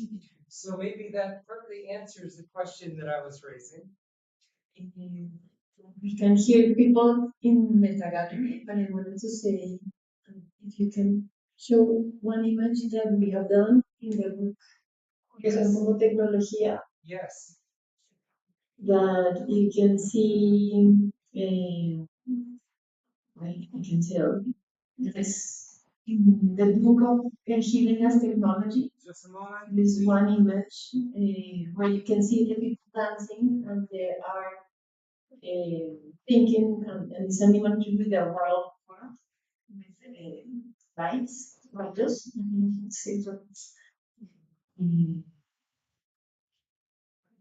Okay, next one. Okay.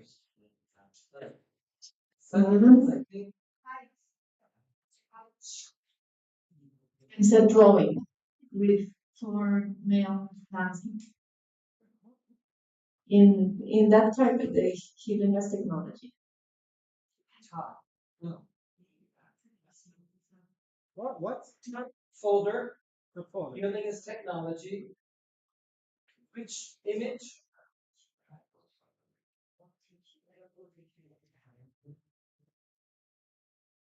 Do you see the image, Barbara? That one. No, in there. No. There. Yes, that's it. Just wanted to thank you, Tania, for your work and your pieces and everything that you're sharing. For me, it's very difficult to speak in but my English is not so good. But I wanted to respond what Malu said about the artists and mediators. Our practice as a shamans in our perspective, we work in the economy and Amazon, so it's very difficult. We need to really understand the territory that is speaking. Each territory has entities and information that is completely different. When I came to the river 20 years ago, the elder said, why we are not changing anything? They have been talking to us for many years, centuries, about what we need to do in the relationship with the forest and how we can really make technology if we really understand what we are doing with the earth. We are not doing that. We're doing a lot of technologies that are not regenerating life or the sense of reality and the sense of how we can really exchange. So we have done these workshops or many years of dialogues and workshops. But training, they understand how we think and we understand what they are trying to do. But it's very difficult because what is happening in the Amazon right now is very painful. It's not something that we can really be happy for. So the work, what we have done is to really think what we are doing is collective entities, how we can really the voices of something that we really need to know what we are doing. So what we are doing in Europe and Russia and Africa and Colombia, in Brazil, because most of us are working with different people, different languages, and that's the most important, that we are different, but we really need to connect art with the potential of life and connect in technology of how we can really regenerate life. And it's something that we have done for these years, even these books alike. But these books are not just books, right? Books that there are not books like in displays, or this drawing is a display to talk. It's a display to really continue the gravity. It's not something that is nickel, and I would say nickel, like a stone that you can really move. I'm not stones from one. But we really are trying to this is very dynamic. We need to make drawings that help us to understand, but at the same time help us to open different senses and connect with uh, with with the voices of what we really need to do to stop some technologies and wake up another. We really need to understand what we are talking about, because we have many different voices that the others came to heal the technology, the Western technology. They are doing that for many years. We really need to understand how we can process the information together. But this is very difficult to do. But this was what I wanted to say about my English. Thank you, Barbara, for your very important comments. English is okay. Your English is fine. It's very good. We always speak with an accent. You speak beautiful. Sorry, my name is well. Yeah. Thank you, Barbara. One seed in the discussion about techno-shaman or the artist as a shaman. I think we have a problem circuit, the circuit of art. We know it. It's so narcissistic, so egocentric, so full of themselves, so sensitive. Um, this has nothing to do with why we think what do the anthropologists write about shamanism. I don't know if you ask David Obenauer, for example, what he would answer about it. Because sometimes they surprise us, no? Because maybe they want to share their knowledge or save the word fast. And I remember a discussion very interesting between Queen, who drinks ayahuasca, and Shruti, guy from Shavante, who didn't have a culture, they don't have culture of drinking ayahuasca.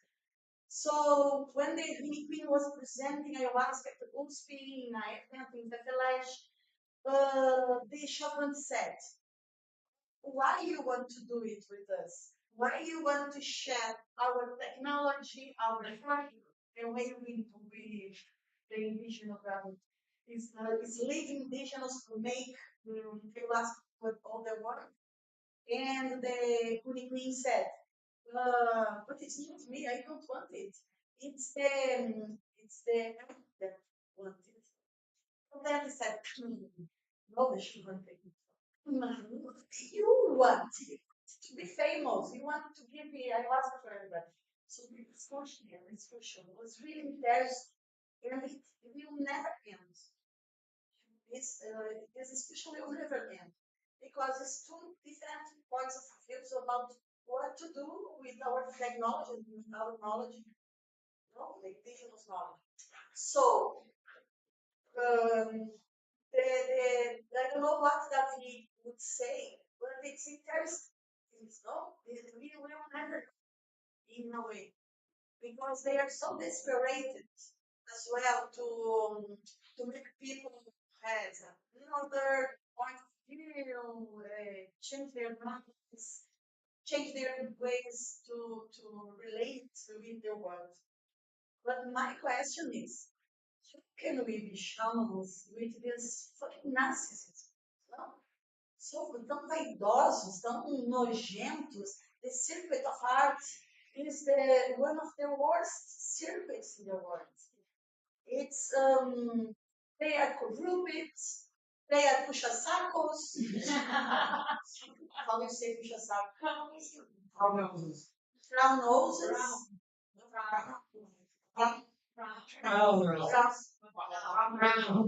Brown from sticking your nose up their butt. It's brown nose. Okay.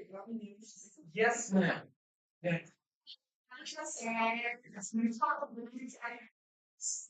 So Cannot hear you anymore. circuit. I agree with you. You know why? It seems fun and I hear you. Fix up the microphone there. No, so Sorry for the others. No, we're looking forward to listening to you. We hear you walking on. No, we don't hear anything. having ritual here. So far the ritual. Is it ritual? Yeah, I'm gonna try to develop. This is a Western academic ritual. Yes. So much energy. Right. What's So the she shot? shot-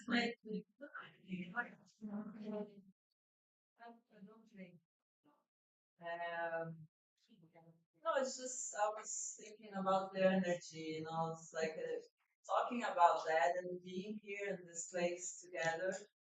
And it's more like for me to try to find, of course, I try to find my experience as artist, but I was trying to feel how we can understand the potential of being together and discussing this, and if it was a shamanic experience and it's trying to say with words, because we are discussing words. If what is shaman? I don't know. I have to try it. And what is technology? We are discussing that because I was thinking when I started the journey about doing things with technology. I didn't know what I was doing exactly when I was beginning with these experimentations as a teenager, now playing with video and stuff. And one day, my professor here, my advisor, is like, I'm around all like my shamanic, spiritual people that changed my life. It's like in this journey and meeting Guto, Walmeiri, Malu, Fabiane, Tania, and I don't know, Isabelle Arvers here, and all together. It's like so much energy, It's like it's discussing about words is our job, it's academic also, but it's like it's where we have a problem. If we discuss the ritual, we're gonna go with the rhythm, the breathing, with the experience of playing with the toys, the things that were making us the media, the between us, the medium. And the medium is like the other thing that happens if we cannot give a name for the experience. It's so much more than what words can reach. And that's the problem of the traditional Walmeiri. Like makes sense, and also the defense of the Tanya makes sense, and so everything makes sense, but still we are at the point of we have a theme to work on it, and involves spirituality, involves transformation, and you get in the way and get out with a totally different way. And sometimes also a lot of mistakes, of leaks, of problems, because it's fun, because that AI is always hallucinating and giving words like astronaut, Roy, ask Oscar, and things like going through our meeting, and they are also giving presence weird go through technologies and like their bodies and moving and changing. It's like a lot of different levels that this discussion can be more for me as a very, very special moment. So I thought about also like what would be the image that would bring, and I was thinking about how I'm focusing on trying to get a non-image from a meditation. It's like so hard to stop with the words. So everybody here tried the meditation once. It's like so hard. It's a big effort to not have words, not have images and sounds also, to be, you have to deal with all this information, this experience, and how we name it. So I would love to name this ritual every time I have the opportunity to meet people to think deeply in this kind of subjects. It's not a church, a place for that.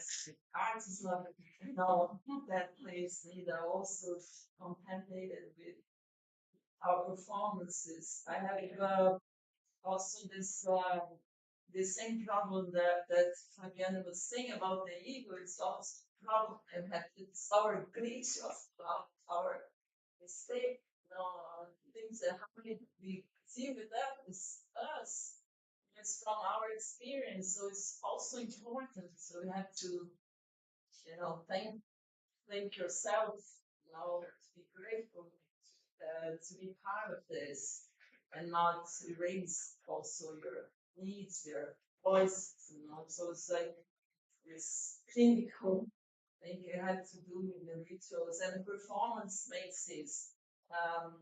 As my experience come from trying to make the performance, the act of being in public and dealing with the technologies as a kind of thing that makes you ground and not ground in a way that is makes the thought, the rational, the strategies to deal with these machines and things. At the same time, to be in performance open to not a predictable act, and be open. And in my experience, when I opened this, the times I got that, the openness in during the performance is like instance of not pleasure, it's instance of something that I cannot name it. And this instance are intense, but also scared, because if you open to the unknown, you are open to the Cura, craziness. You're open to hear voices, as a yeah, to hear, to give comfort, like to sharing in this subjective place, and it's not something that you're gonna do like let's go, this is a party, let's go to, when we can do it. The party is, that is set us like so, as in dancing and listening music. And I had this amazing meeting with Ed, also, but we were like in the field of Gutos and Patricia to be working together as we do this with Nano. It's an amazing practice of being outside the city, for the coast. And there we have a spot, safe to try things. It's not, it's like, you're sensible to the clothes. And we're sensitive. It says it's like very special word for English in the old field of spiritual. So when we were there, like through the music, Ed and I and Rodrigo, we had that experience, and Guto also playing with music because we, some are musicians, some are not, but we are artists, and we, go. We went through sound and image, and then just something happened, that it's like makes the connections and make the meeting gets really important experience. That's why I try to say that it's, for me, the emotional aspect is also a higher position, when you try to be open for that kind of. So I didn't, I've never been in so close as you guys in the indigenous, as I'm of course Brazilian. We have this, in our perspective all the time, but with a lot of respect. I understand the respect you have to, because it's always confused, and it's as hard as it is to be with technology, because we are like doing with things, totally inside the system, the capitalism system, and it's tough, it's like to work with that. It's like a challenge for all these artists. We are not doing, you cannot just work with technology without critical thinking, and then as the same to the opposite. Sorry, it's like just got through my mind. That's it. Just go back to the question of the Copenhagen stuff. Because yes, I listen to this anthropological view, approaching that takes some ideas and construct these ideas, and it's not the real thing. But it's not the case in that sense, especially that group that we share the very intimate process with Copenhagen in the other parts. That's it's written there. But what I would like to bring is the idea, is the and that's a group with the Cila is the bring it to the ground, the first person experience. When I mention and I agree, is from my experience, the anthropogenic experience. I think it is different. Because when it changes your whole perception, consciousness, it means something. And you think, why has this experience here? But it's okay. There are many ways of changing consciousness, but from this technology of shamanism within the theoretic experience, there's some that you believe hard to explain. In that sense, what we bring with technology, it's so insignificant, and this for me, and I think from this view of technology is since my childhood, because I was fascinated by technology, because the magic of technology. My first experience with technology was building my own radio. When I was listening for the first time, the radio waves transforming, transducing in words, because I was not believing, I was not believing myself that I could really make something with that radio. I was reading a book and constructing stuff with electronic. That's fascinating. But it's just material, just capitals and still. I put in my ear the headphone and like listening just to me. That was something like a book that took me, took me to that level of understanding of technology, and it was like very playful. And the other experience was when I was for the first time having experience of shamanic experience. And that's curious because it's happened in 2014. I was never in psychedelics, but even when I was doing my PhD with Roy Asp, I knew about his experience, but it was not the case. And he was not forcibly talking to me about this. But curiously, when in 2014, when I was with Malu at Nano, right, and we created, organized this computer art congress. It was a mix of computer art congress and hacker organics and a lot of stuff that I don't remember now. It's a very big event. And we invited Roy Arthur to come to the event. And I know lots, Balta and Alaska, and let's prepare something for you here. And because that, I said, okay, I cannot, run out of this. So I need to be to that. That was my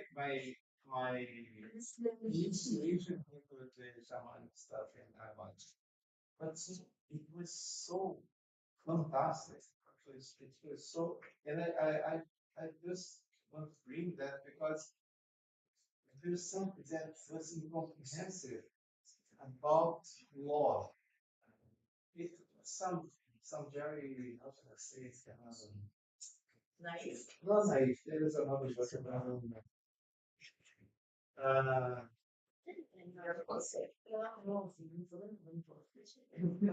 no, see, Same thing. Simple. no, because people want to say it's law that one. But I want to say that law that's really is a technology.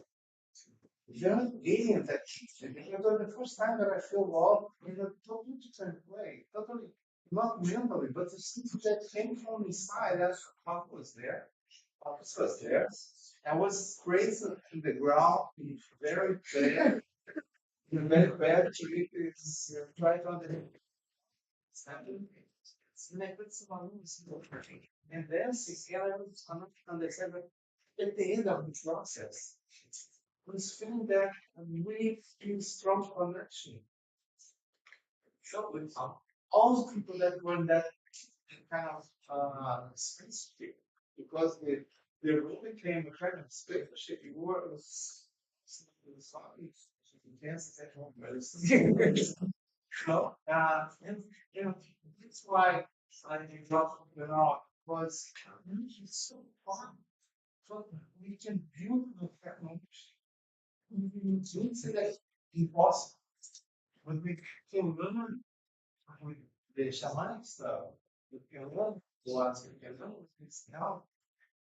Spiritual, whatever it is, something that can help us in good stuff. That's not what I'm doing right now. You did the edge of being totally programmed. That's that we just really. And I'm very privileged. It's have a kind of be very very critical about these topics. About all these about technology. The technology stuff, not techno but it is merging of these there. Sometimes we say very tricky about this. There is no limits in the things that kind of entangled, but I need to have some kind of research and observe this in a very special way from this life, I think. I will show something. Yes, show something. Okay, I will show something very simple. Pode abrir a minha pasta. Because Yeah, just connect with here and maybe with Cila also, because I think the problem is not the technology. It's what kind of technology we are talking about. Because in our sense, in the Western Wi-Fi, we're talking about this kind of technology. And so there are a lot of simple technologies come from shamanism and from people, from the traditional communities, we call communities, and so digital technologies for about we can sell, which is family. And so I think it's just to point for us to think about it. What is technology? What is shamanism? Because it's very important to have this respect, as we said.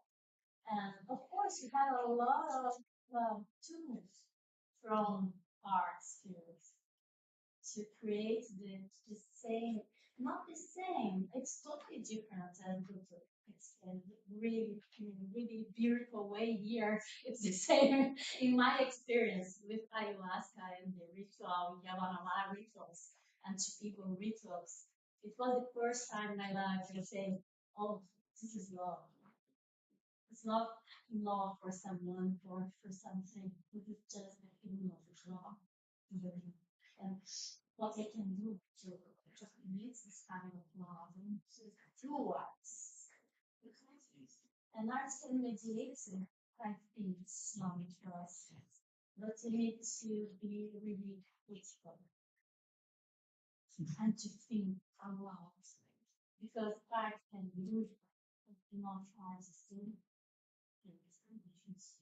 There's a sense of sense of perception of something that's for all this year.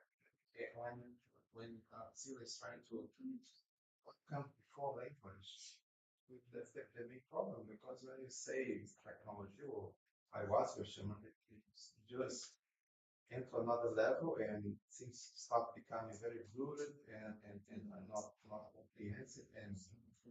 But I remember that experience with women.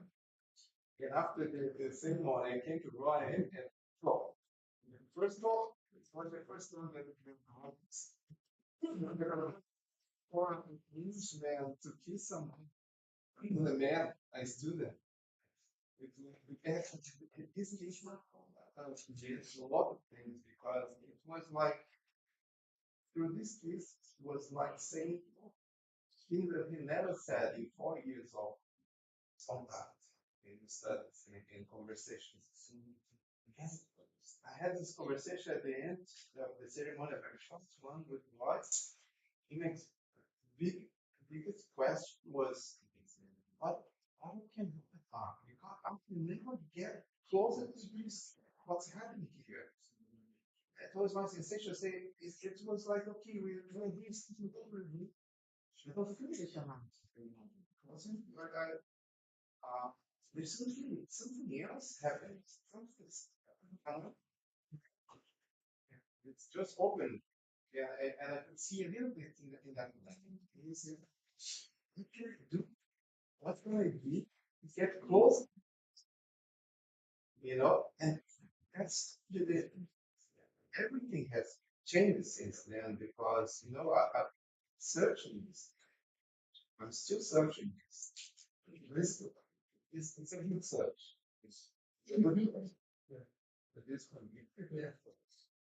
Malu, I know you've been waiting. No, it's okay. Yeah. Okay. So when I first read Roy's Ascot's essay, Is There Love in the Telematic Embrace? I was like, this is what I've been looking for. That was the question is, can we find love in computer networking? Can we connect with people remotely and experience love flowing between us? And can that be art? And I was like, wow, yes, that's it. This was 1993. The World Wide Web had just come out. I was just connected to the internet. This was right on that moment. And he'd written about this years before. And so that was like, oh, Roy is this incredible visionary artist. And I met Roy that summer, and I said, Roy, I've read all your writings, but they're like from this Cambridge Opinion 1964, Cybernetica 1966. It's like a super journal. They need to be all together in one book. And he said, yes, it would be great. And some press was interested. I said, I want to do this book. And he said, okay, come talk to me about it. And so that's how that book was born. And I published that book, collection of Roy's essays called Telematic Embrace, Visionary Theories of Art, Technology, and Consciousness. And in that book is his essay, Weaving the Shamanic Web, that he wrote after this experience with the Pages in Mato Grosso, who do not use ayahuasca in their ceremonies. And there are many different shamanic paths, many different ways of extending consciousness, of tuning into the unity of all things, feeling the love that binds everything together. It can be sonic drugs, it can be other techniques. It can be music, it can be art, it can be so many different things. Anyway, I looked at that book a few years ago, and 3 words jumped out at me. And they're in the same order they are in the title. Embrace visionary consciousness. The art, the technology, the theories, all that stuff is great. But what was it for me is embracing visionary consciousness. That which, as you were saying, Guto, is beyond words. I mean, I use those words to identify that concept of what lies beyond words. Embracing with the love and the visionary and the expanding consciousness. And I think what we're after is before words and beyond art, and is something that we can experience. But we as artists, we're always expressing that which is inexpressible, but somehow tied into some profound human quality that connects us to other humans, to other beings, and to the earth. And so maybe that's one way of thinking about a goal of techno-xamanism. Going beyond words, beyond what we can see, making visible the invisible, trying to exist in those states of consciousness in which we have visions that are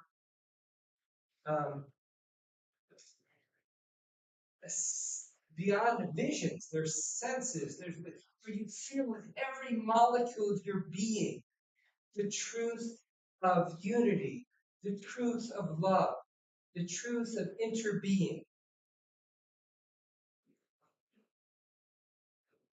Anyway, I should throw that out. Yeah. I want to say something. I think we did like between like the internet provided that. This reality is really kind of like the way that we're doing, like the discussions, the writing, they got there. The internet got there. This reality that we are in, not. So we can talk about this, but we can hear, we can have in this in this way that it's make it, it's dead. It's definitely dead. So I think we have like a huge problem of cognition in our reality right now. Like it's getting toxic, so we don't know how to get out of this kind of models. The way that we get together, the way that we're building discussions together, the way that we live, it's all there. So yeah, that's my And all these billionaires. yeah, and all this ideology. And all of this ideology is still the same as the beginning of the internet. So I think we should review the way that we discuss this in presence, the way that we bring together all this knowledge, because this is all transmission. There's nothing else. No love, no energy except to the electric energy. Yeah, we're falling on getting connected as humans, as like in the technology of our bodies. We're not using that much, even here, even in the class, inside the class, or in front of our computers. That's my contribution. But it's funny because we just had a person saying that she's feeling all this energy. So it's very personal, I think, in a way. Yeah. It's something that we can rationalize, but people feel different. And it's very personal how each person opens the true themselves to the experience. Don't you think it's like a lot of distraction also? It's also personal. Yeah. I think Humans,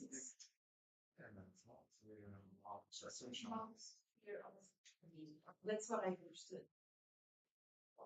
I don't disagree. I just think it's personal. I think, yes, we have to deal with it. Please. That's what I'm doing. Yes, that's what we're trying to do. Knowledge. I'm interested in a very specific aspect of Tecno-xamanism, which is the relationship between human and non-human entities. I think that's a fascinating question, and Art has worked with this notion for a very long time. And also wrote this fascinating book on Rituais Informatics, which is a scientific report from the point of view of an octopus. So I'd like very much to hear what you guys can tell us about this, connection between human and non-human entities in Tecno-xamanism. Can I suggest that we pass the mic to Barbara, who talks a lot about the relationship between human and non-human entities? Just mentioned that she believes rocks are alive. Barbara, can you comment on this? Did you get the question? So it's turn it on. Okay. Hold on a second. Okay. Now we can maybe hear you. So she said, "Why? Can you repeat the question about the octopus?" That's it's just an example. The mic isn't there. I'm really similar. I was just giving an example of how to work this relationship between human and non-human. So sorry, just a moment. I'm sure. I was. Human and human relationship. Okay, good. I was just giving an example of this connection. How to work out this connection. Working apparently. Is it working out? It works, yeah. Barbara, can you tell us when you hear us? And Can you hear me? Can you hear me? they can't hear us. No. Right now, yeah. Okay, great. I was just giving an example of this connection between human and non-human entities. This book that Willem Flusser wrote in the 80s about this octopus. It's kind of a scientific report, but told from the point of view of this marine creature. So I'd like very much to hear how techno-shamanists can work this relationship, especially nowadays where we're going through this huge ecological crisis, how techno-shamanists can work this question of the connections, in the universe between human beings, non-human beings, animals, whatever, machines, the others in general. Yeah, and Barbara, please feel Yeah. Barbara, please feel free to talk about your own digital work.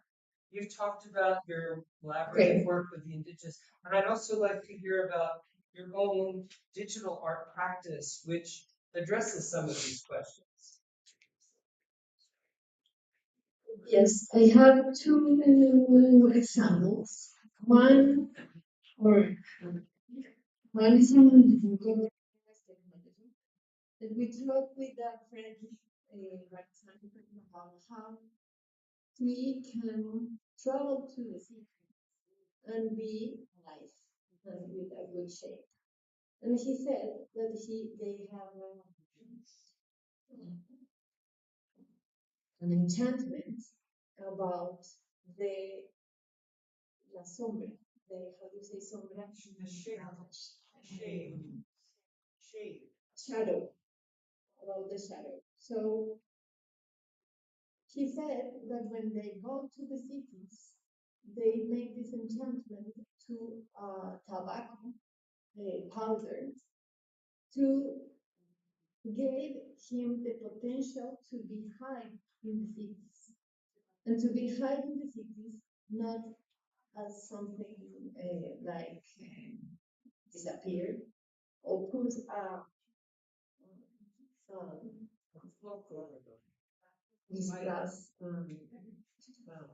something in your head, but to have the potential to have this code through the tobacco to really take care of your body. And when somebody or when you really need it, you can shine as all the stars of the universe. Or you can have a light inside of you that is so shining, so strong, that when this man is walking in the cities, nobody can see him because all of them are doing like this, because his body has this shadow that protects him with all the energy of the universe. It's not something that this is how these technologies are really taking care of the people, because we are interconnected with the energy of the universe. It's not something that is apart. When you were talking at Guto about love, connection, the radio. My question is probably that radio is not chanting Guto some chant or enchantment words about love and how we can really feel love technology and how that's together here because we really understand what technology means for our own bodies and our sensations and entities and subtle connection with earth. It's very strange that most of us started at the beginning using a lot of technologies, very high tech, and right now we are like walking and being together at the Paramo Lake with Edward 2 weeks ago. So why we are connected, why we were together in that moment, is because probably a radio tell us or a cable about what we really need to do right now, because the energy of the planet is a code that can really be connected with us. The problem is that we lose that energy. No, the people who live in the cities doesn't know. The people who live in the forest for many, many years, they understand how they can read these codes to really use them to be protected and to be alive and to really share the knowledge. So what I can talk about the work that we have done is something that is inside of me because they took some leaves and I drink them And it's not a psychedelic plants are plants that are with an intention. And that intention change the molecules of these plants. So all the knowledge that they know where you can use them.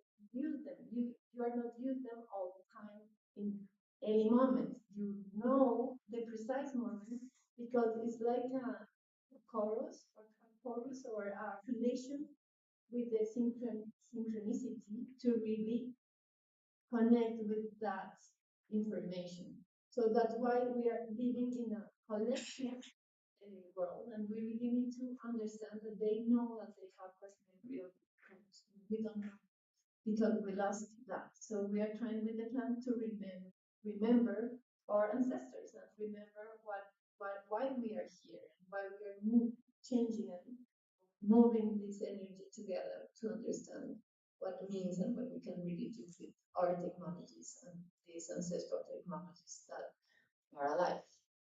And most of them are hidden because we don't know how to use them. I do have a question.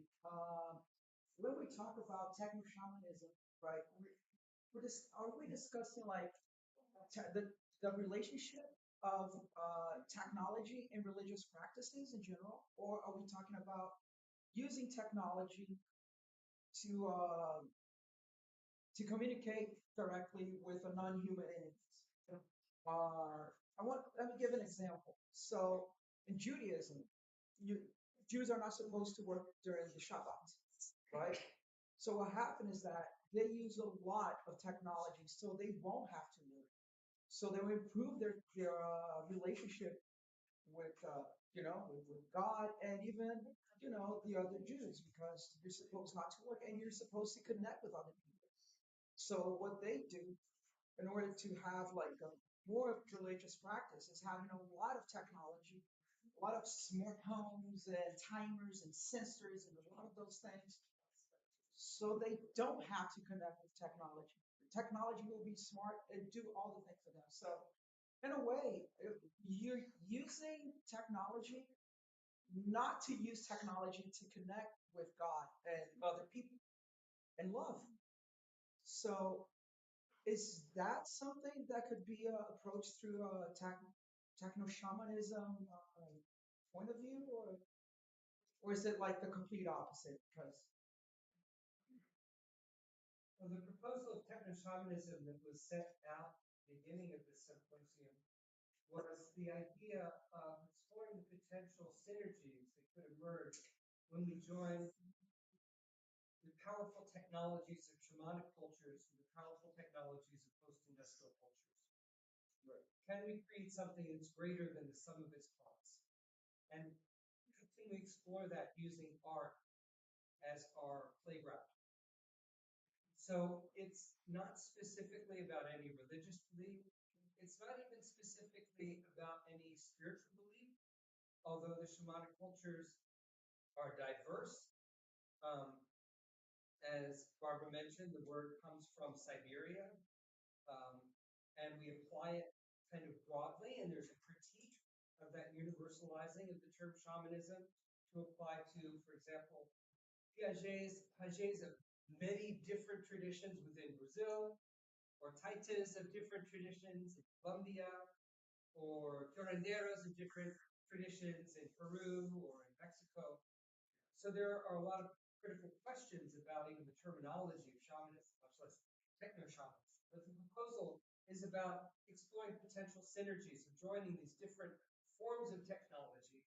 And the idea for me of trying to draw equivalences between shamanism and post-industrial technologies, to call shamanism a technology, which I take from Fabiane and others, is to put it on an equal footing. Because historically, shamanic technologies, shamanic cultures have been denigrated. And post-industrial cultures and Western science and technology have been elevated. Rationalism, irrationalism, all these binary oppositions that create hierarchies where things like the South, the global South, is lesser than the global North. I want to contest those sorts of binary oppositions by calling shamanism technology, to put it on equal footing with post-industrial technologies. It is interesting as well to think about what Fabiane Borges says about this theology inside of the technology. No, the Renascement didn't kill God because it born inside of technology, and the technology wants to answer the same questions that the religion does. No? What is the life? Who is God? And I'm communicating with the world and created the world. Can I make? Come on, this is the way. Can I be God? Can I create humans? Can I create the intelligence? And this is what we're seeing now with the robots and the EA and all this geopolitical crisis. So it's very interesting. Because when we put shaman with techno, we make a question as well. And if it was not technological, what shamanic, these principles of technology, you know, how this technology would be if the fucking Western, no, sorry, he doesn't like us well, I think.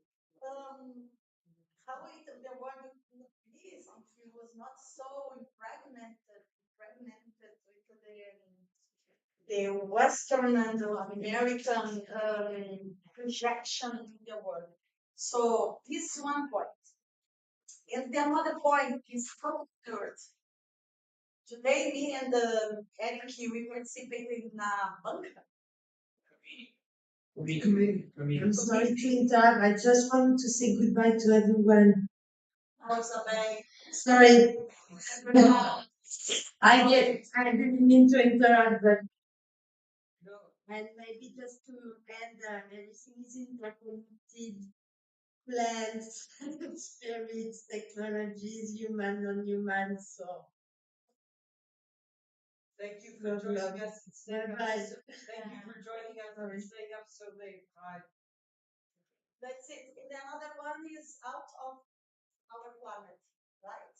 When we think about the ancestry of our planet, it is so interesting. I don't know if the techno and shamanism is there, because I don't think shamanism is like a god or like a Catholic religion that thinks that are monotheist, one God created everything, but they have their own cosmogonies, no? Ancient people have their own cosmogony, how they work. James Webb. They're crazy about James Webb, and James Webb can see things inside of it, and we can touch basically with our thought and understand how the creatures created and how the planets go, and this is our ancestry. So I think it's the first thing, it's mineral. First is this technology, mineral, and after the technology of the subjectivity and the language. So I didn't answer one of this question, but I tried to share something with you. Thank you. Tanya, do you hear us?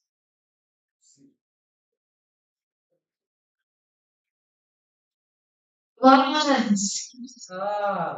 I'm trying to read because the sound is not very good. Do you have anything to add to our conversation? We haven't heard from you in a while.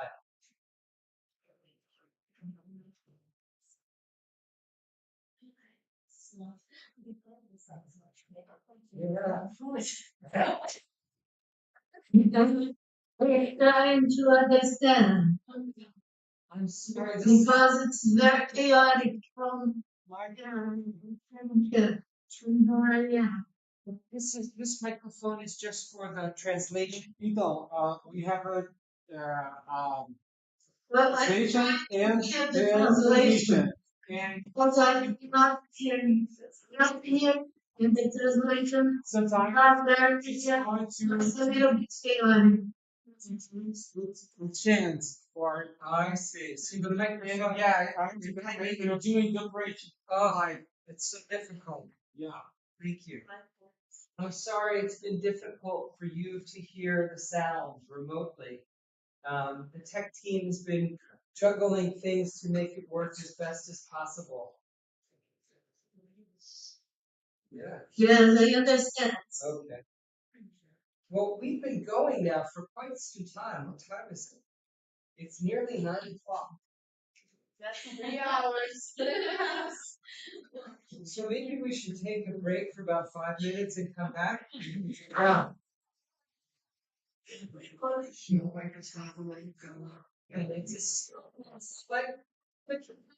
Yeah.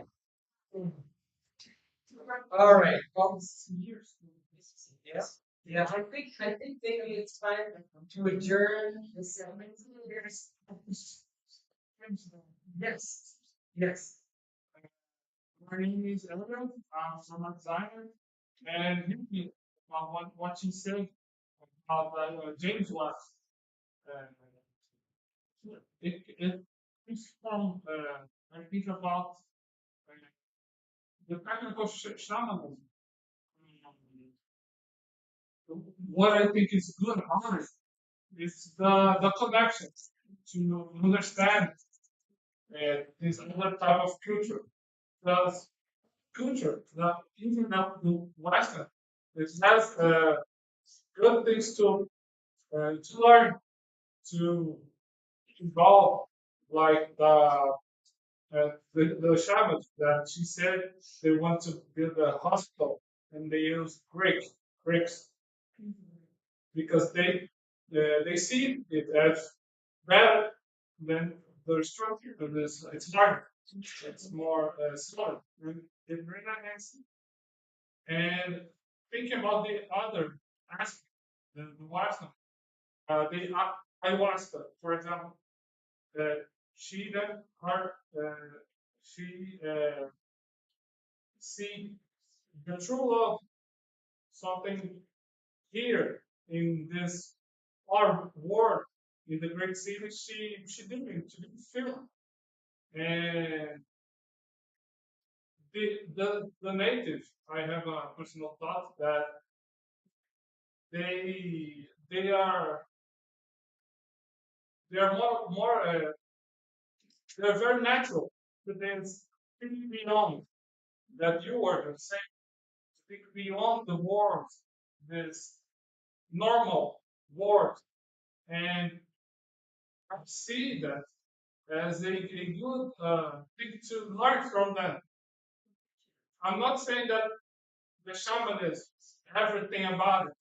We should embrace because people are different. As that early discussion, that she thought that our bodies should do more here to feel this energy, but you didn't feel it the same way. For me, this is not a problem. This is good because we are different persons, and there are a lot of cultures, a lot of many cultures in America, Asia, and I think this connection, this process of trying to connect to these different cultures and understand what they do, and some people are we've got a oh that's great. I I will put into my life. I think this is the good thing about one thing that I see in the internet that is a lot common is when Brazilian native is, for example, driving a Jeep. A lot of people in the internet thoughts like, why are they doing this? Why are they using a Jeep? Why are they using a picture, for an example? Because these people have a thought that the agents should be like 600 when the Portuguese came here. But the future is always changing. It's like crazy. But this wants that to be frozen. No, they are always changing. The shamans, us, and You're like, it gets all mixed up. There's a wonderful lineage of the honey queen who forced into becoming rubber tappers, and another rubber tapper named Mestre Sineo encountered the honey queen, who introduced him to ayahuasca, and from that he created the Santo Daime Church. Ayahuasca spreads to the cities. It joins African deities with indigenous culture, with Catholic religion, and ayahuasca is a sacrament. These things get so mixed up, especially in Brazil. This is, yeah. I mean, we talk about the United States as a mixing pot. It's nothing like Brazil. And it's such an honor to be here in Brazil and to be able to organize this symposium, this think tank, this opportunity to share and create energies together and bring ideas together. I just wanted to close with one observation, which is, this idea of the Hubble telescope, the scale of things from distant galaxies to like DMT molecules in our brain. And the twisted nature of Western pharmacology, which tries to distill the healing of shamanic cultures that have created the fascinating pharmacology of ayahuasca, yopo, other things, which are activated through the intangible cultural elements, the ceremonies that grow up around and are informed by the plants themselves, to distill that into one molecule. So we have things functioning on this bizarre, twisted, scientific rational, Western scientific pharmacological rational model of a molecule to the vast expanse of the cosmos. That's the scale of techno-xamanism. But it's beyond the molecular. It's the invisible. It's the intangible heritage. The incredible wisdom that's been cultivated over hundreds or thousands of years. There's evidence of ayahuasca in Bolivia like 1,000 years ago. Yoko even older. So I've learned a lot from this event. I hope you get that too. I just would say like Tecno-xamanismo comes and it is an umbrella that many other concepts getting together now. It's not like unique, it's just a start point. It's just a way to think about technology and the ancestral knowledge. So again, I want to thank Byron and Meta Gallery. I want to thank Fabiane Borges. I want to thank Cila McDowell. I want to thank Malu Fragoso and Walmeiri Ribeiro and Guto Nobrega. Byron, thank you. I want to thank our translator who didn't have a lot of translating to do, our technical crew who worked with very difficult circumstances to make this translation possible.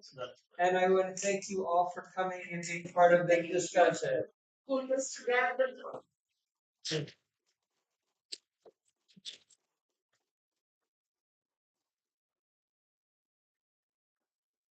Many other people on the staff of Meta Gallery who work, Lisa and others too. Thank you. All right. Yeah.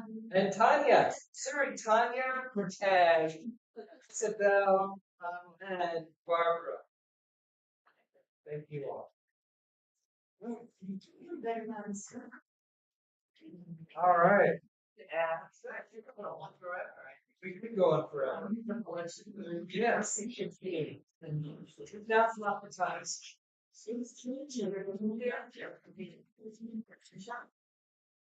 Let's have a much good from here.